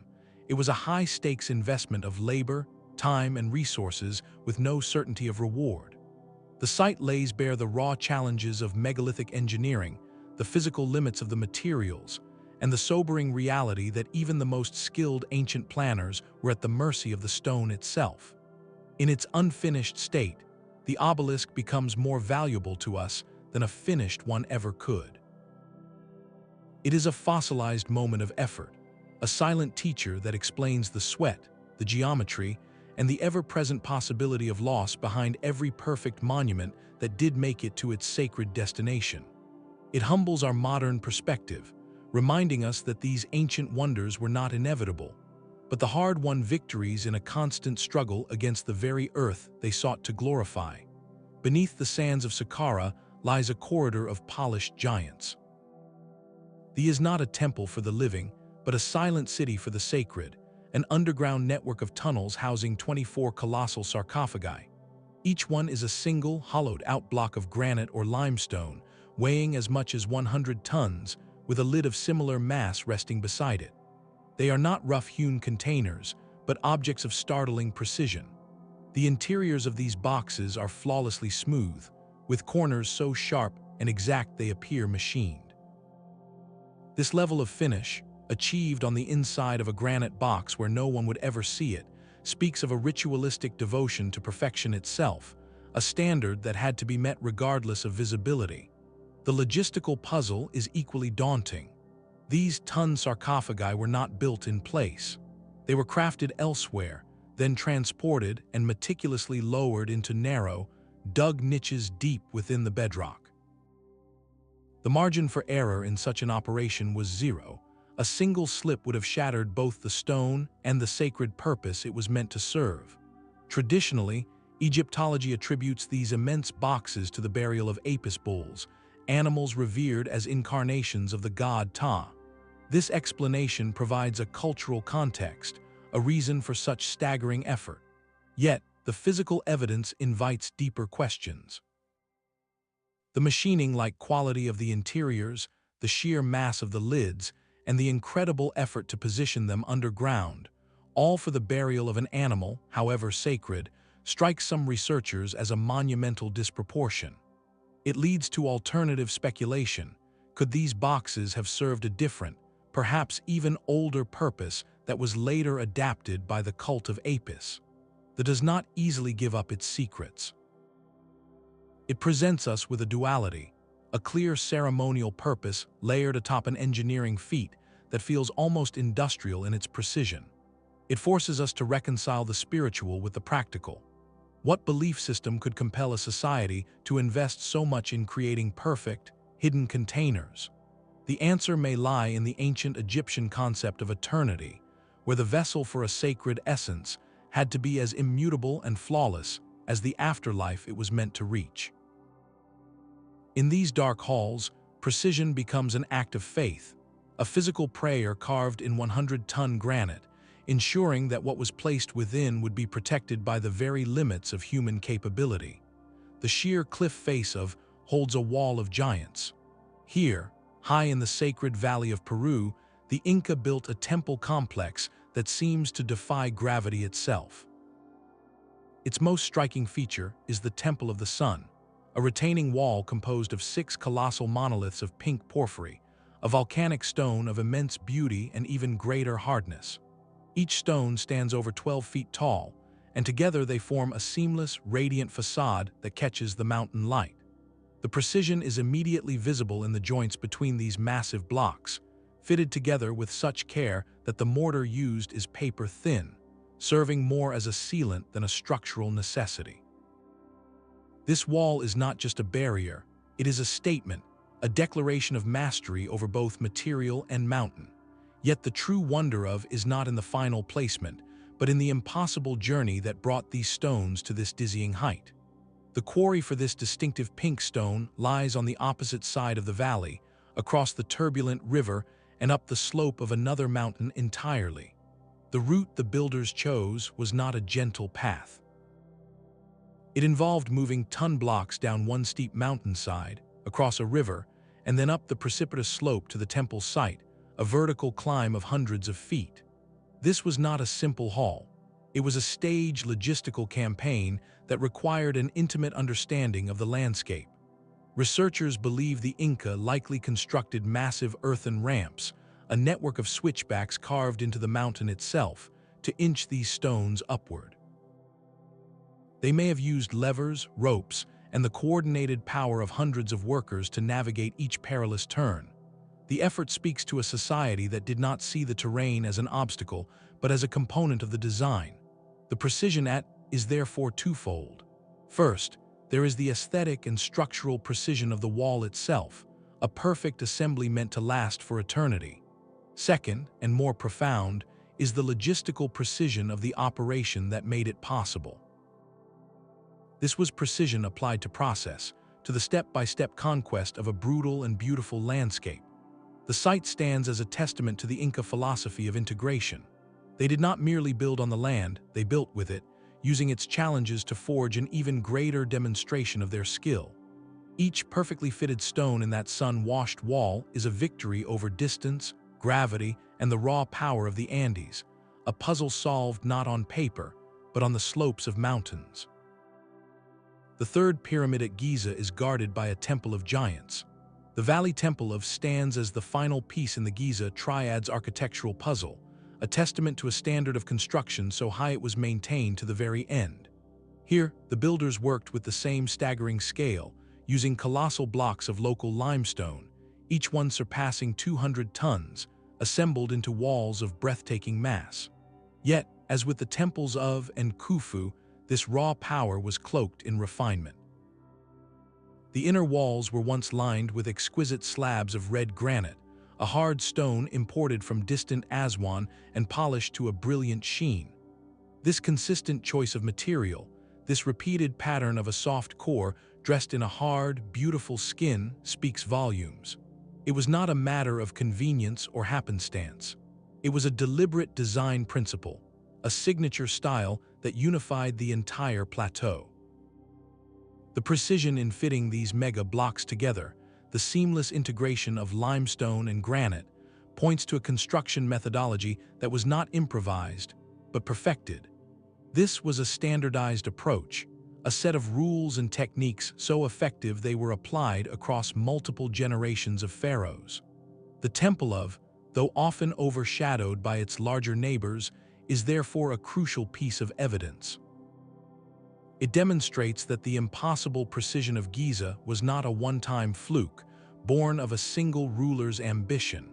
It was the output of a sustained, institutionalized knowledge, a school of engineering that had mastered the art of the megalith. The plateau was not a collection of separate projects, but a single, master-planned vision executed over decades. Each temple, each pyramid, was a chapter in a unified text written in stone, declaring that this culture had not just reached a peak of ability, but had established a lasting tradition of building at the very limits of what was possible.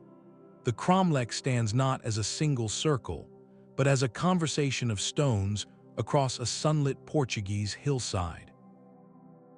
Here, over 90 granite menhirs, some twice the height of a person, are arranged in a sprawling, organic pattern of two overlapping ellipses and a smaller circle, a composition that feels both deliberate and strangely free-form. This complex is ancient, its first stones raised around 6,000 years before the Common Era, making it older than Stonehenge. The precision of is not found in tight joints or polished surfaces, but in the profound intentionality of its arrangement. Each stone was hauled to this specific hillside, a location chosen not for convenience, but for its panoramic view of the sky and land. Many of the menhirs retain subtle carvings, dimples, circles, and wavy lines etched into their surfaces, a silent language whose full meaning is lost to us.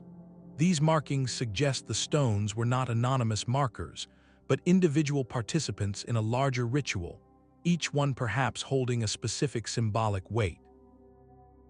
The true genius of the site, however, is written in its alignment with the heavens. Researchers have found that the central axis of the main ellipse points toward the sunrise on the equinoxes, while others correspond to the solstices. This was not a casual observation of the sky, but a meticulous, long-term project of celestial mapping. The community that built was encoding the passage of time, the turning of the seasons, directly into the permanent features of their homeland. They were building a communal clock and calendar from granite, ensuring that every generation would know when to plant, when to harvest, and when to gather for ceremony by simply observing the sun's path against these anchored stones. This transforms the cromlech from a monument into a tool, a functional interface between a society and its cosmos.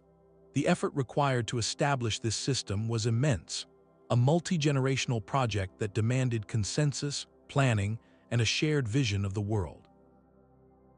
Demonstrates that megalithic precision could be soft and organic, yet no less sophisticated. It served as an open-air classroom, a temple, and an observatory, all woven into the fabric of daily life. In its quiet, elliptical patterns, we see a society thinking in cycles, not lines, using the enduring solidity of stone to mark the beautiful, reliable impermanence of the sun and stars. The gate to a citadel of kings is guarded by stone lions. The Lion Gate of Mycenae stands as the sole surviving entrance to that legendary Bronze Age fortress, a masterpiece of calculated intimidation. Its fame rests on the magnificent limestone relief in the relieving triangle above the door, where two majestic lions, now headless, stand in heraldic pose flanking a tapered column. This powerful symbol, likely representing the royal house, is a work of detailed artistry, its curves and musculature carved with a confident hand. Yet the true precision of the gate lies not in the sculpture alone, but in the silent engineering that supports it. The entire weight of the wall above the doorway rests on a single, massive lintel stone, a block of limestone estimated to weigh 20 tons.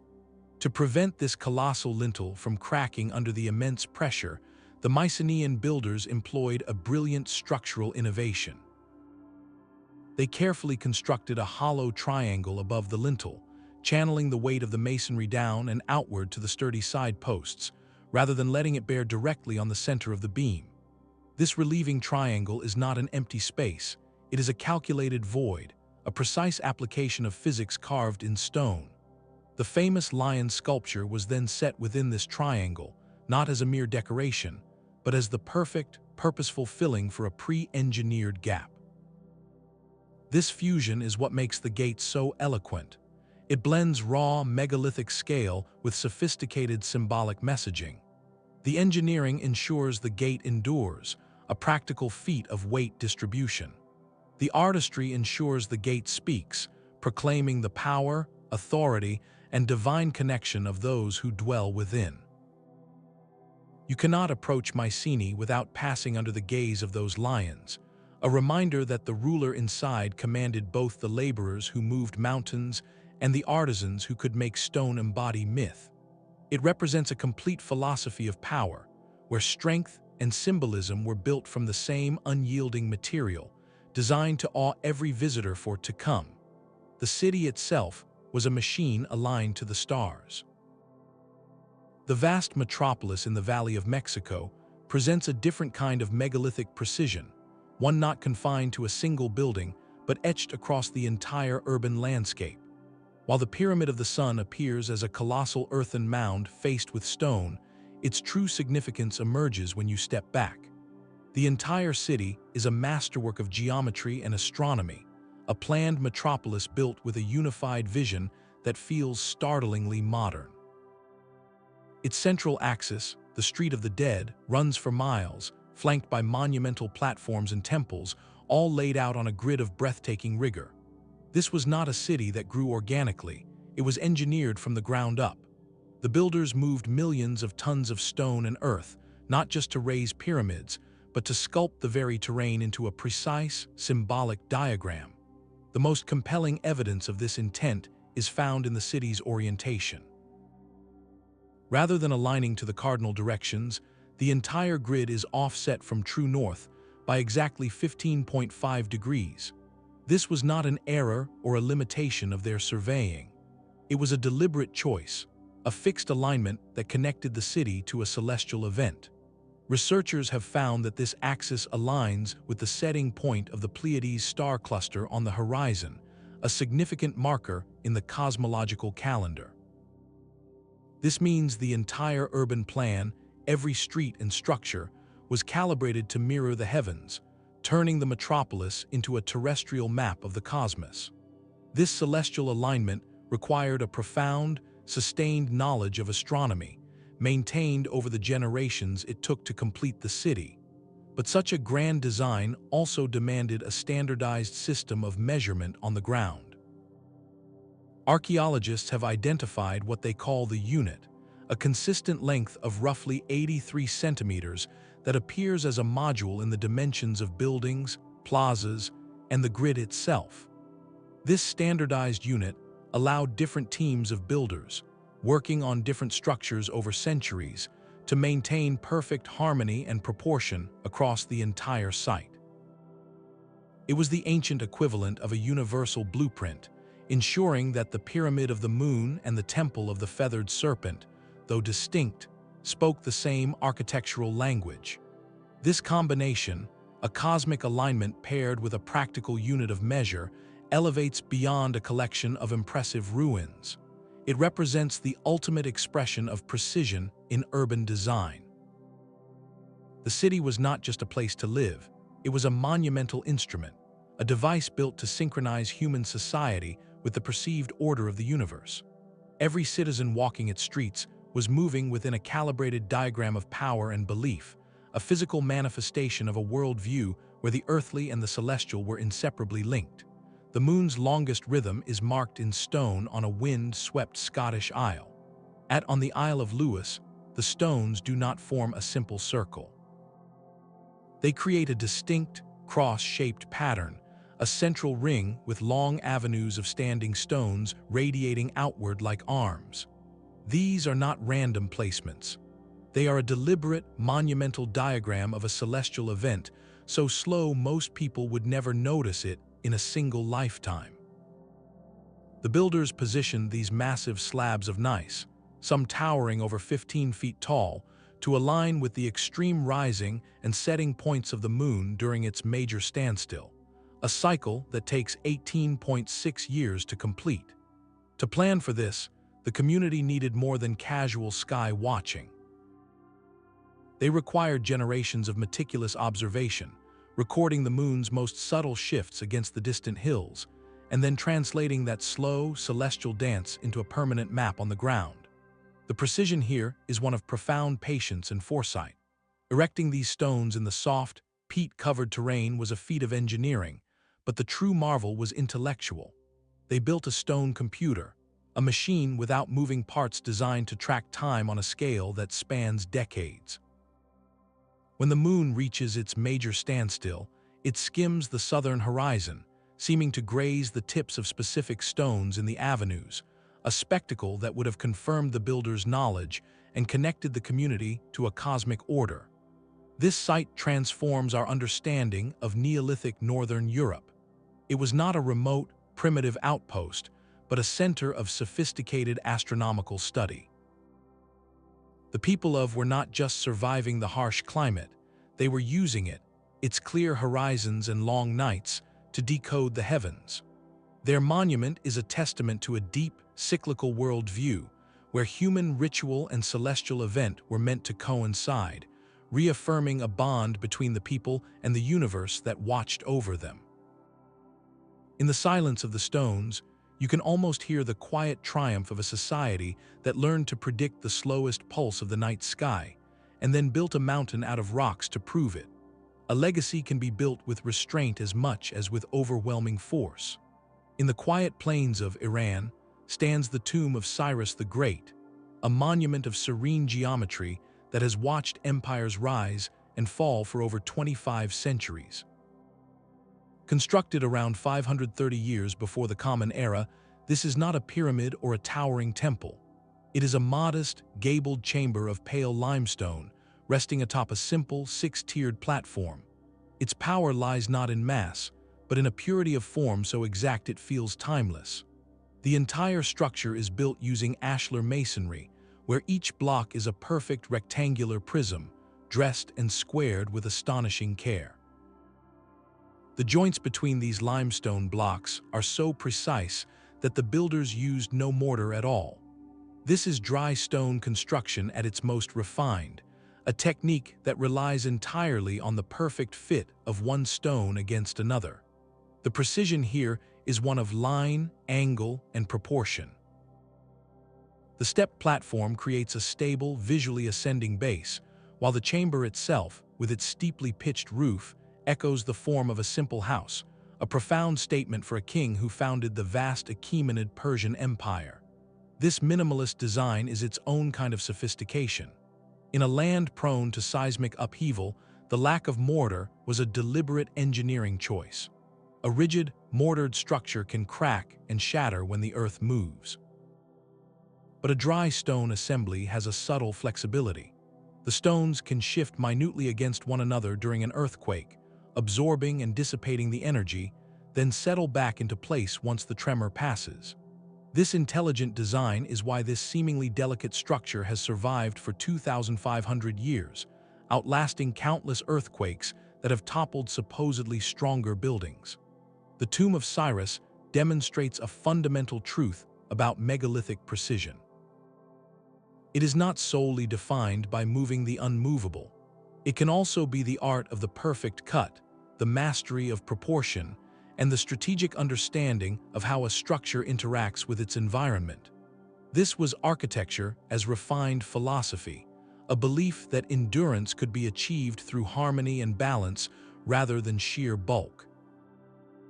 In its quiet elegance, it whispers that the greatest testament to a ruler's power may not be a mountain of stone, but a single, perfectly formed idea that the centuries cannot erode. the Sphinx does not stand alone. Directly before its immense, weathered paws rests its own temple, a structure so harmoniously linked it appears as a single, unified composition with the guardian itself. This is the Sphinx Temple, a masterpiece of megalithic engineering that completes the sacred geography of the Giza Plateau. Its construction reveals a profound and efficient logic. The colossal limestone blocks that form its core, each one an estimated 200 tons, were not from a distant site. They were carved directly from the very ditch that surrounds the Sphinx. As the ancient sculptors freed the leonine body from the bedrock, they simultaneously created the raw material for its accompanying temple. This was a breathtaking act of architectural economy, turning excavation into construction in one continuous, planned operation. The precision of this work is a mirror to the nearby valley temple of. The core blocks are massive, irregular megaliths, fitted together with the same tight, interlocking joints that defy the insertion of even the thinnest blade. This was not a foundation meant to be seen, for it was originally clothed in a skin of grandeur. The rough limestone core was once entirely clad in smooth, polished slabs of red granite on its lower courses and gleaming alabaster above, transforming the structure into a radiant, dual-toned monument that must have shimmered in the desert sun. The choice of these specific materials, granite for enduring strength and alabaster for luminous beauty, repeats the exact material signature found at the other Giza Valley temples. This is not a coincidence. It is a pattern, a deliberate architectural language. The consistent use of 200-ton core blocks, the identical joining techniques, and the repeated application of granite and alabaster cladding across separate but adjacent temples point to something far more significant than similar projects. They point to a shared blueprint, a standardized construction methodology of the highest order. This consistency forces a compelling question. Were these structures built by separate pharaonic administrations simply using the best techniques of their day? Or do they reflect the work of a single, highly advanced school of thought, a guild of master builders who possessed a perfected technology for working stone on a colossal scale? The Sphinx Temple anchors the enigmatic guardian irrevocably into this tradition. It argues that the Sphinx, the Great Pyramid, and the Valley Temples are not isolated wonders from slightly different eras, but integrated components of a unified, pre-planned complex. They were conceived as parts of a whole, a celestial machine built with a consistent, superlative skill that the later dynasties of Egypt admired but never truly replicated. The temple, therefore, is more than a building. It is the connective tissue, the proof that the genius of Giza was a unified field of genius, a singular peak in human achievement whose shadow we are still measuring. A chapel of the medieval era rests peacefully atop a far older secret. On the island of Jersey, the site known as La presents a perfect archaeological layering of time. Beneath a grassy mound crowned by two stone chapels from the 1200s lies a Neolithic passage grave, a monument constructed over 6,000 years ago. Its heart is a long, narrow corridor built from massive upright stones, leading to a central burial chamber deep within the earth. The engineering precision is immediately evident in the capstone sealing this inner chamber, a single slab of granite estimated to weigh 40 tons. For a small island community with only stone, wood, and fiber ropes, moving and positioning this behemoth was an act of communal will that rivals the lifting of the great lintels at Stonehenge. They likely used earthen ramps, levers, and the coordinated strength of every able person, inching the stone into its eternal place. Yet this physical feat was only half of their vision. The builders oriented the entire passage with a deliberate, celestial intention. The long corridor points precisely toward the rising sun on the spring and autumn equinoxes. For a few minutes on those 2 mornings each year, the dawn light streams directly down the passageway, illuminating the dark inner chamber that had not seen daylight since the last equinox. This alignment was not a lucky accident. It required generations of careful observation, of marking the sun's slow journey along the horizon until its due east point was fixed in memory and then in stone. The precision here is a fusion of the monumental and the astronomical, a calendar built from earth and rock. The later construction of the Christian chapel on the very same spot, centuries after the original meaning of the mound was forgotten, speaks to a profound human continuity. It suggests that certain places in the landscape are instinctively felt to be sacred, points of connection that different cultures, apart, recognize and seek to honor in their own way. La embodies the core purpose of so many megalithic sites. It was a machine for creating experience, designed to produce a moment of awe, when the cosmic order visibly entered the domain of the ancestors, lighting the darkness with a beam of celestial fire. In that annual event, the community could witness a promise written in sunlight and stone, a reassurance that their world, their cycles, and their memories were part of a larger, eternal pattern. The Quarry of Baalbek is a landscape of abandoned ambition. Here, among the wild grasses and scattered stones, you can see the very moment the dream of a 1,000-ton block met the reality of the mountain. The stone of the pregnant woman is the most famous resident, but it is not alone. Other colossal blocks lie nearby, partially detached from the living bedrock, frozen in the act of becoming. These are not natural formations. They are deliberate, geometric shapes outlined by deep trenches, the negative space where ancient workers stood and chipped away for months, perhaps years, to free a single piece of stone. The precision at this stage is of a different kind, less about polish and more about foresight. It is the precision of the first cut, the most critical decision in a chain of events that would end with a block placed perfectly in a temple wall miles away. The tool marks are everywhere, a testament to the method. They did not attack the stone randomly. They carved narrow channels around the perimeter of the intended block, just wide enough for a person to work in, using tools to slowly, relentlessly separate the monolith from the earth below. This technique, known as trenching, reveals a profound understanding of the stone's grain and fracture points. They were not just, they were surgeons of the mountain, knowing exactly where to cut to remove a perfect specimen. Walking through this quarry is like visiting a factory floor where the machines have suddenly stopped. You see the raw material, the works in progress, and the sheer scale of the intended product. It offers a clue often missing at the finished site, the immense, patient labor required before a single block could even begin its journey. The confidence on display is staggering. To begin carving a block you know will weigh over 1,000 tons, you must already have a plan, or at least a profound belief, for how you will move it. This quarry is the birthplace of the mystery, the point where intention was first pressed against the unyielding face of the earth. It forces us to consider not just the end, but the very beginning of the process, where the first chip of stone fell, setting in motion a feat that would echo through. The desert sands of Sudan hold a forest of stone spires. Far to the south of Egypt, in the ancient heart of the kingdom of Kush, the pyramids rise with a sharp, angular grace all their own. While they share a name and a basic form with the giants of Giza, these Nubian monuments speak a different architectural dialect, a local accent in the global language of stone. They are smaller, with sides that slope at a dramatically steeper angle, giving them a distinctive, elegant profile against the stark horizon. Their precision is not one of overwhelming mass, but of consistent craftsmanship and intentional design. Built from locally sandstone, the blocks were cut and fitted with care, creating structures that have endured for over in a harsh, arid climate.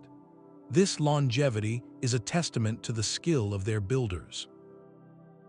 Many of the pyramids were originally clad in smooth casing stones and crowned with decorative capstones, some featuring carved images of birds or lotuses, adding a layer of artistic refinement to the geometric form. This was not a slavish copy of Egyptian style.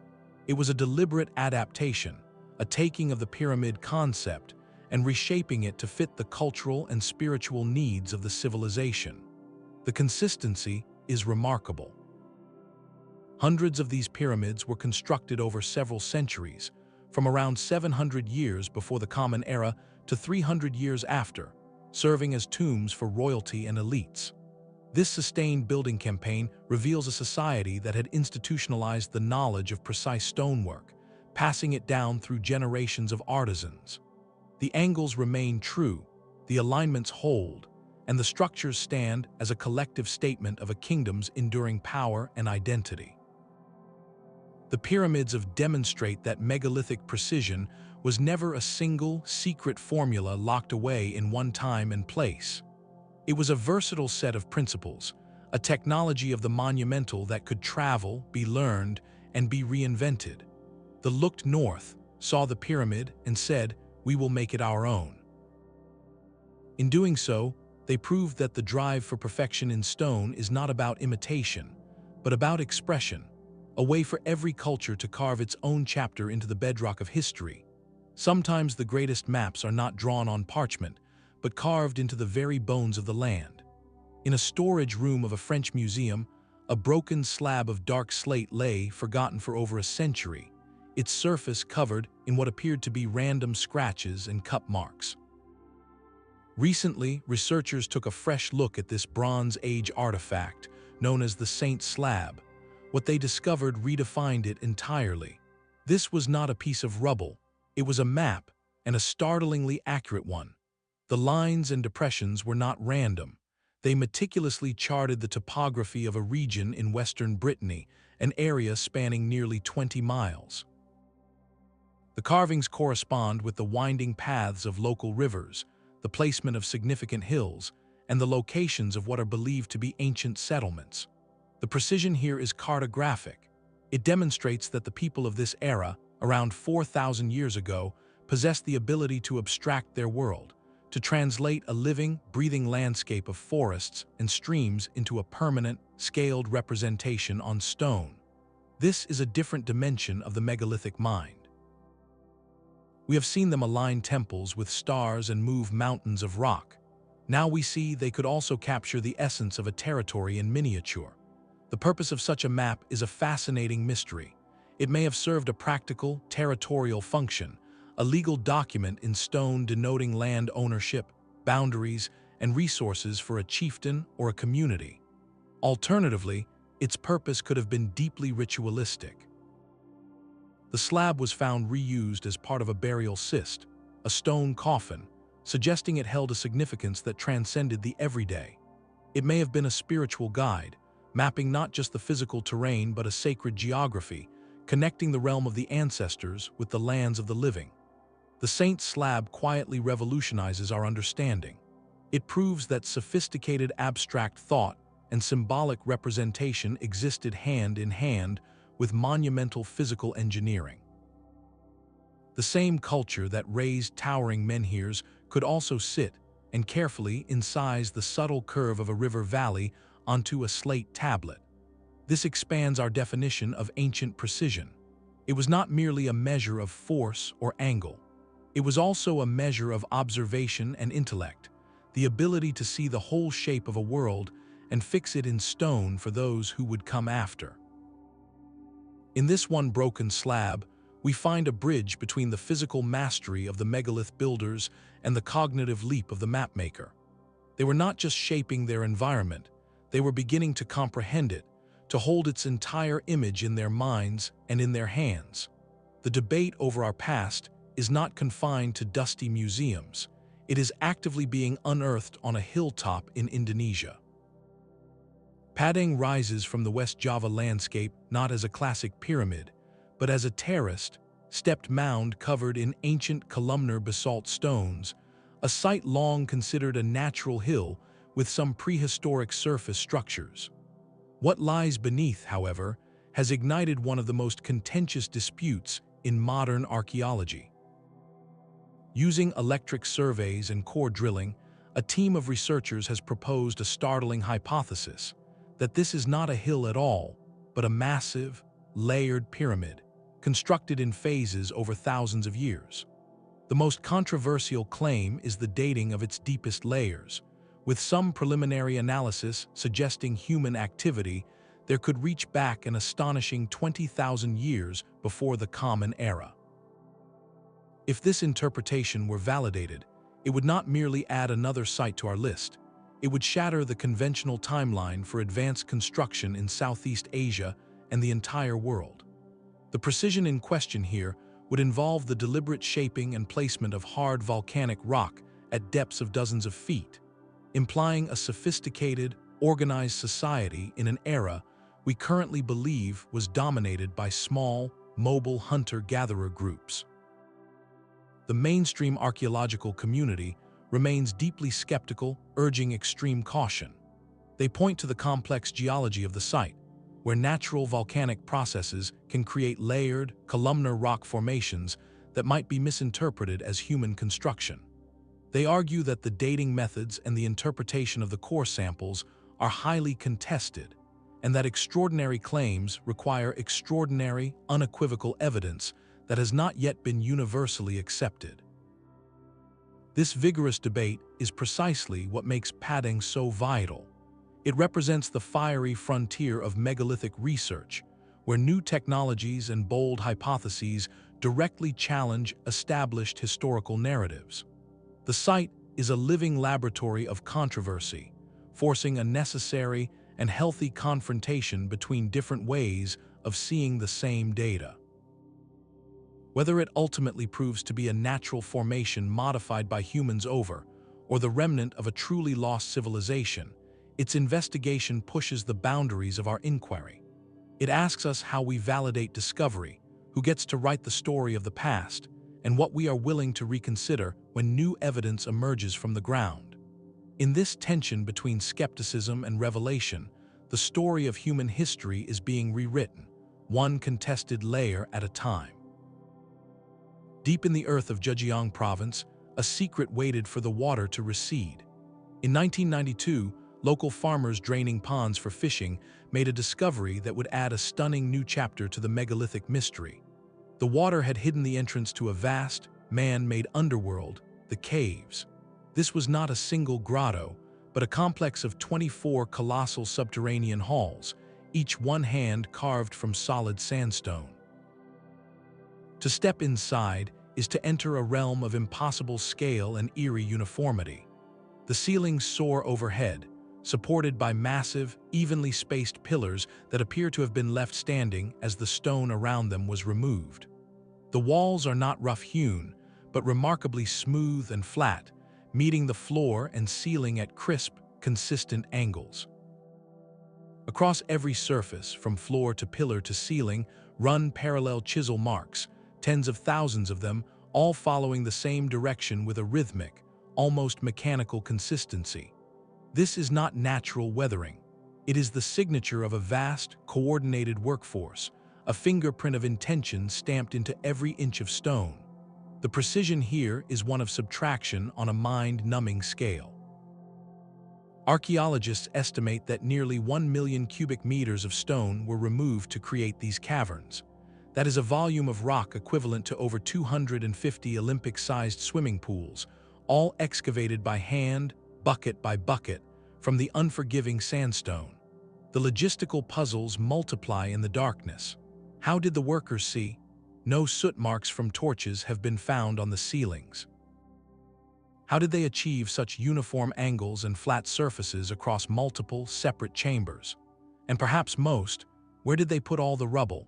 1 million cubic meters of excavated stone would create a mountain of debris, yet no trace of this spoil has ever been located in the surrounding area. It simply vanished. The caves present a mystery that feels uniquely complete in its isolation. Unlike a temple that was used, modified, and recorded by later cultures, the caves show no signs of later habitation, no inscriptions, no artifacts, and no mention in any historical record. They were excavated, finished with meticulous care, and then seemingly abandoned, their purpose sealed in silence. This makes them a perfect, poignant final entry in our journey. After exploring 40 structures that challenge our timeline and our understanding of ancient capability, we end not with a monument reaching for the heavens, but with a void carved deep into the earth. The caves are a modern discovery that humbles our modern assumptions. They prove that colossal, precise works can still emerge from the shadows, completely disconnected from the stories we tell about the past. Their blank walls offer no answers, only a reflection of our own unanswered questions. They stand as a powerful reminder that history is not a closed book, but a landscape where new wonders can still be found, waiting to tell us that the deepest mysteries are often those we have only just begun to see. These threads of stone, stretching across continents, and begin to weave together into a single, startling tapestry. From the Andes to Anatolia, from the Pacific Islands to the plains of Europe, our journey reveals not 40 isolated riddles, but a constellation of shared principles. The patterns are undeniable. We see the repeated, almost obsessive use of ton blocks, a choice that seems to deliberately defy the simplest methods of construction. We find the heavens mirrored on Earth, with solstice suns and equinox dawns captured in precise alignments at sites separated by oceans. The same elegant solution of polygonal masonry, stones cut as unique, interlocking puzzles, appears independently in the mountains of Peru and the islands of the Mediterranean. And everywhere, we encounter the same silent gap in the record, the unanswered question of how these stones were moved and shaped with such flawless results. This is the core of the global mystery. It presents us with two profound possibilities, each reshaping our view of human history. The first is a story of convergent evolution, a testament to the universal ingenuity of the human mind. In this view, different cultures, facing similar challenges of communal organization, spiritual expression, and the desire to create lasting monuments, independently arrived at near-identical engineering solutions. It is a celebration of our shared cognitive toolkit, proving that great minds, even when worlds apart, can think alike when presented with stone, sky, and ambition. The second possibility is more disruptive. It suggests these patterns are not independent inventions, but distant echoes. They could be the faded fingerprints of a common, ancient source of knowledge, a foundational school of thought in working with the earth that was carried, adapted, or remembered by cultures across the globe before being lost to the great amnesia of time. This is the debate that fuels alternative history, a dialogue between established archaeology and those who look at the map of megaliths and see not random genius, but the scattered chapters of a forgotten book. Yet to focus only on origins is to miss the deeper meaning of these patterns. The diversity of the structures themselves tells a richer story. This precision was not a single, monolithic technology for building pyramids alone. It was a versatile, sophisticated approach to material and meaning. It built tombs to honor the departed, temples to reach for the divine, and fortresses to command the land. It created celestial observatories to track time, subterranean sanctuaries to alter consciousness with sound, and even maps to hold a territory in the palm of a hand. Megalithic precision served the full spectrum of human need, the spiritual, the practical, and the social. It was the ultimate tool for a culture wishing to inscribe its identity, its beliefs, and its understanding of the cosmos directly onto the permanent canvas of the planet. Recognizing these global patterns does not hand us a simple key to unlock every mystery. Instead, it provides a far more valuable gift, a better set of questions.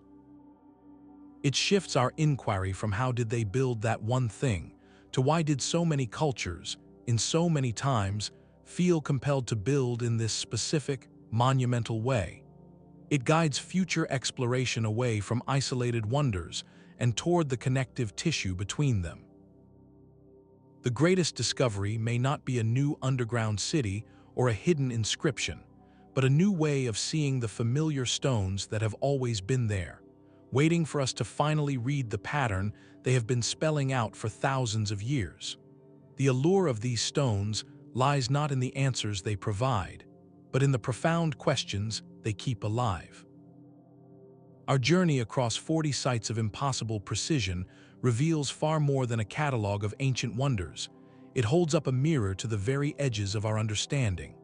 Each perfectly fitted block, each celestial alignment, quietly challenges the comfortable, linear story of human progress we have long accepted. They stand as monuments not only to their builders, but to the vast, uncharted territories of our own past. In their silent presence, we are offered a choice to dismiss them as anomalies or to let them expand our vision of what ancient societies were truly capable of achieving. This is the true gift of the megalithic mystery. It is an enduring lesson in intellectual humility. It reminds us that history is not a fixed script, but a living dialogue between the evidence we unearth and the stories we are willing to tell. To look at Puma machined surfaces or the Valley Temple's seamless joints is to confront the possibility that our ancestors possessed a depth of knowledge, a harmony of astronomy, geology, and engineering that we are still struggling to fully comprehend. This does not necessarily demand a narrative of lost supercivilizations or alien intervention. It can simply point to the incredible, focused potential of pre-industrial societies, to cultural peaks of innovation that rose and faded, leaving behind a legacy in stone that outlasted their names. Perhaps the most compelling interpretation is that these structures represent the human spirit operating at its most ambitious and communal. They are the product of societies unified by a shared vision so powerful it could coordinate generations of labor toward a single, monumental goal. They built not for profit, but for purpose, to connect with the cosmos, to honor their ancestors, and to etch their identity into the very bones of the earth. This drive to create something permanent, to reach beyond the mundane, is a thread that connects those ancient builders to us today. We are still drawn to these sites, not as tourists of the past, but as seekers. We run our hands over the joints that fit without mortar, and we feel the echo of that same yearning to understand our place in a vast and mysterious universe. The stones, therefore, are far more than inert puzzles waiting to be solved. They are active invitations. They invite us to explore with open minds, to question established narratives with respect and rigor, and to preserve a sense of wonder in the face of the inexplicable. They ask us to consider what we might be overlooking in our own time, what future generations will look back on and deem impossible. So as we step back from this global tapestry of precision, the conversation does not end, it begins anew. What do you believe these structures represent? Is it evidence of a forgotten golden age, a testament to the underestimated genius of pre-industrial humanity, or a sign of something else entirely? The debate itself is a vital part of the discovery. Share your perspective in the comments below. This mystery belongs to all of us. And if you are captivated by the hidden chapters of our story, consider subscribing for more journeys into history's greatest enigmas. The stones have stood patiently for their secrets guarded by time, awaiting the next curious mind willing to look, to question, and to wonder.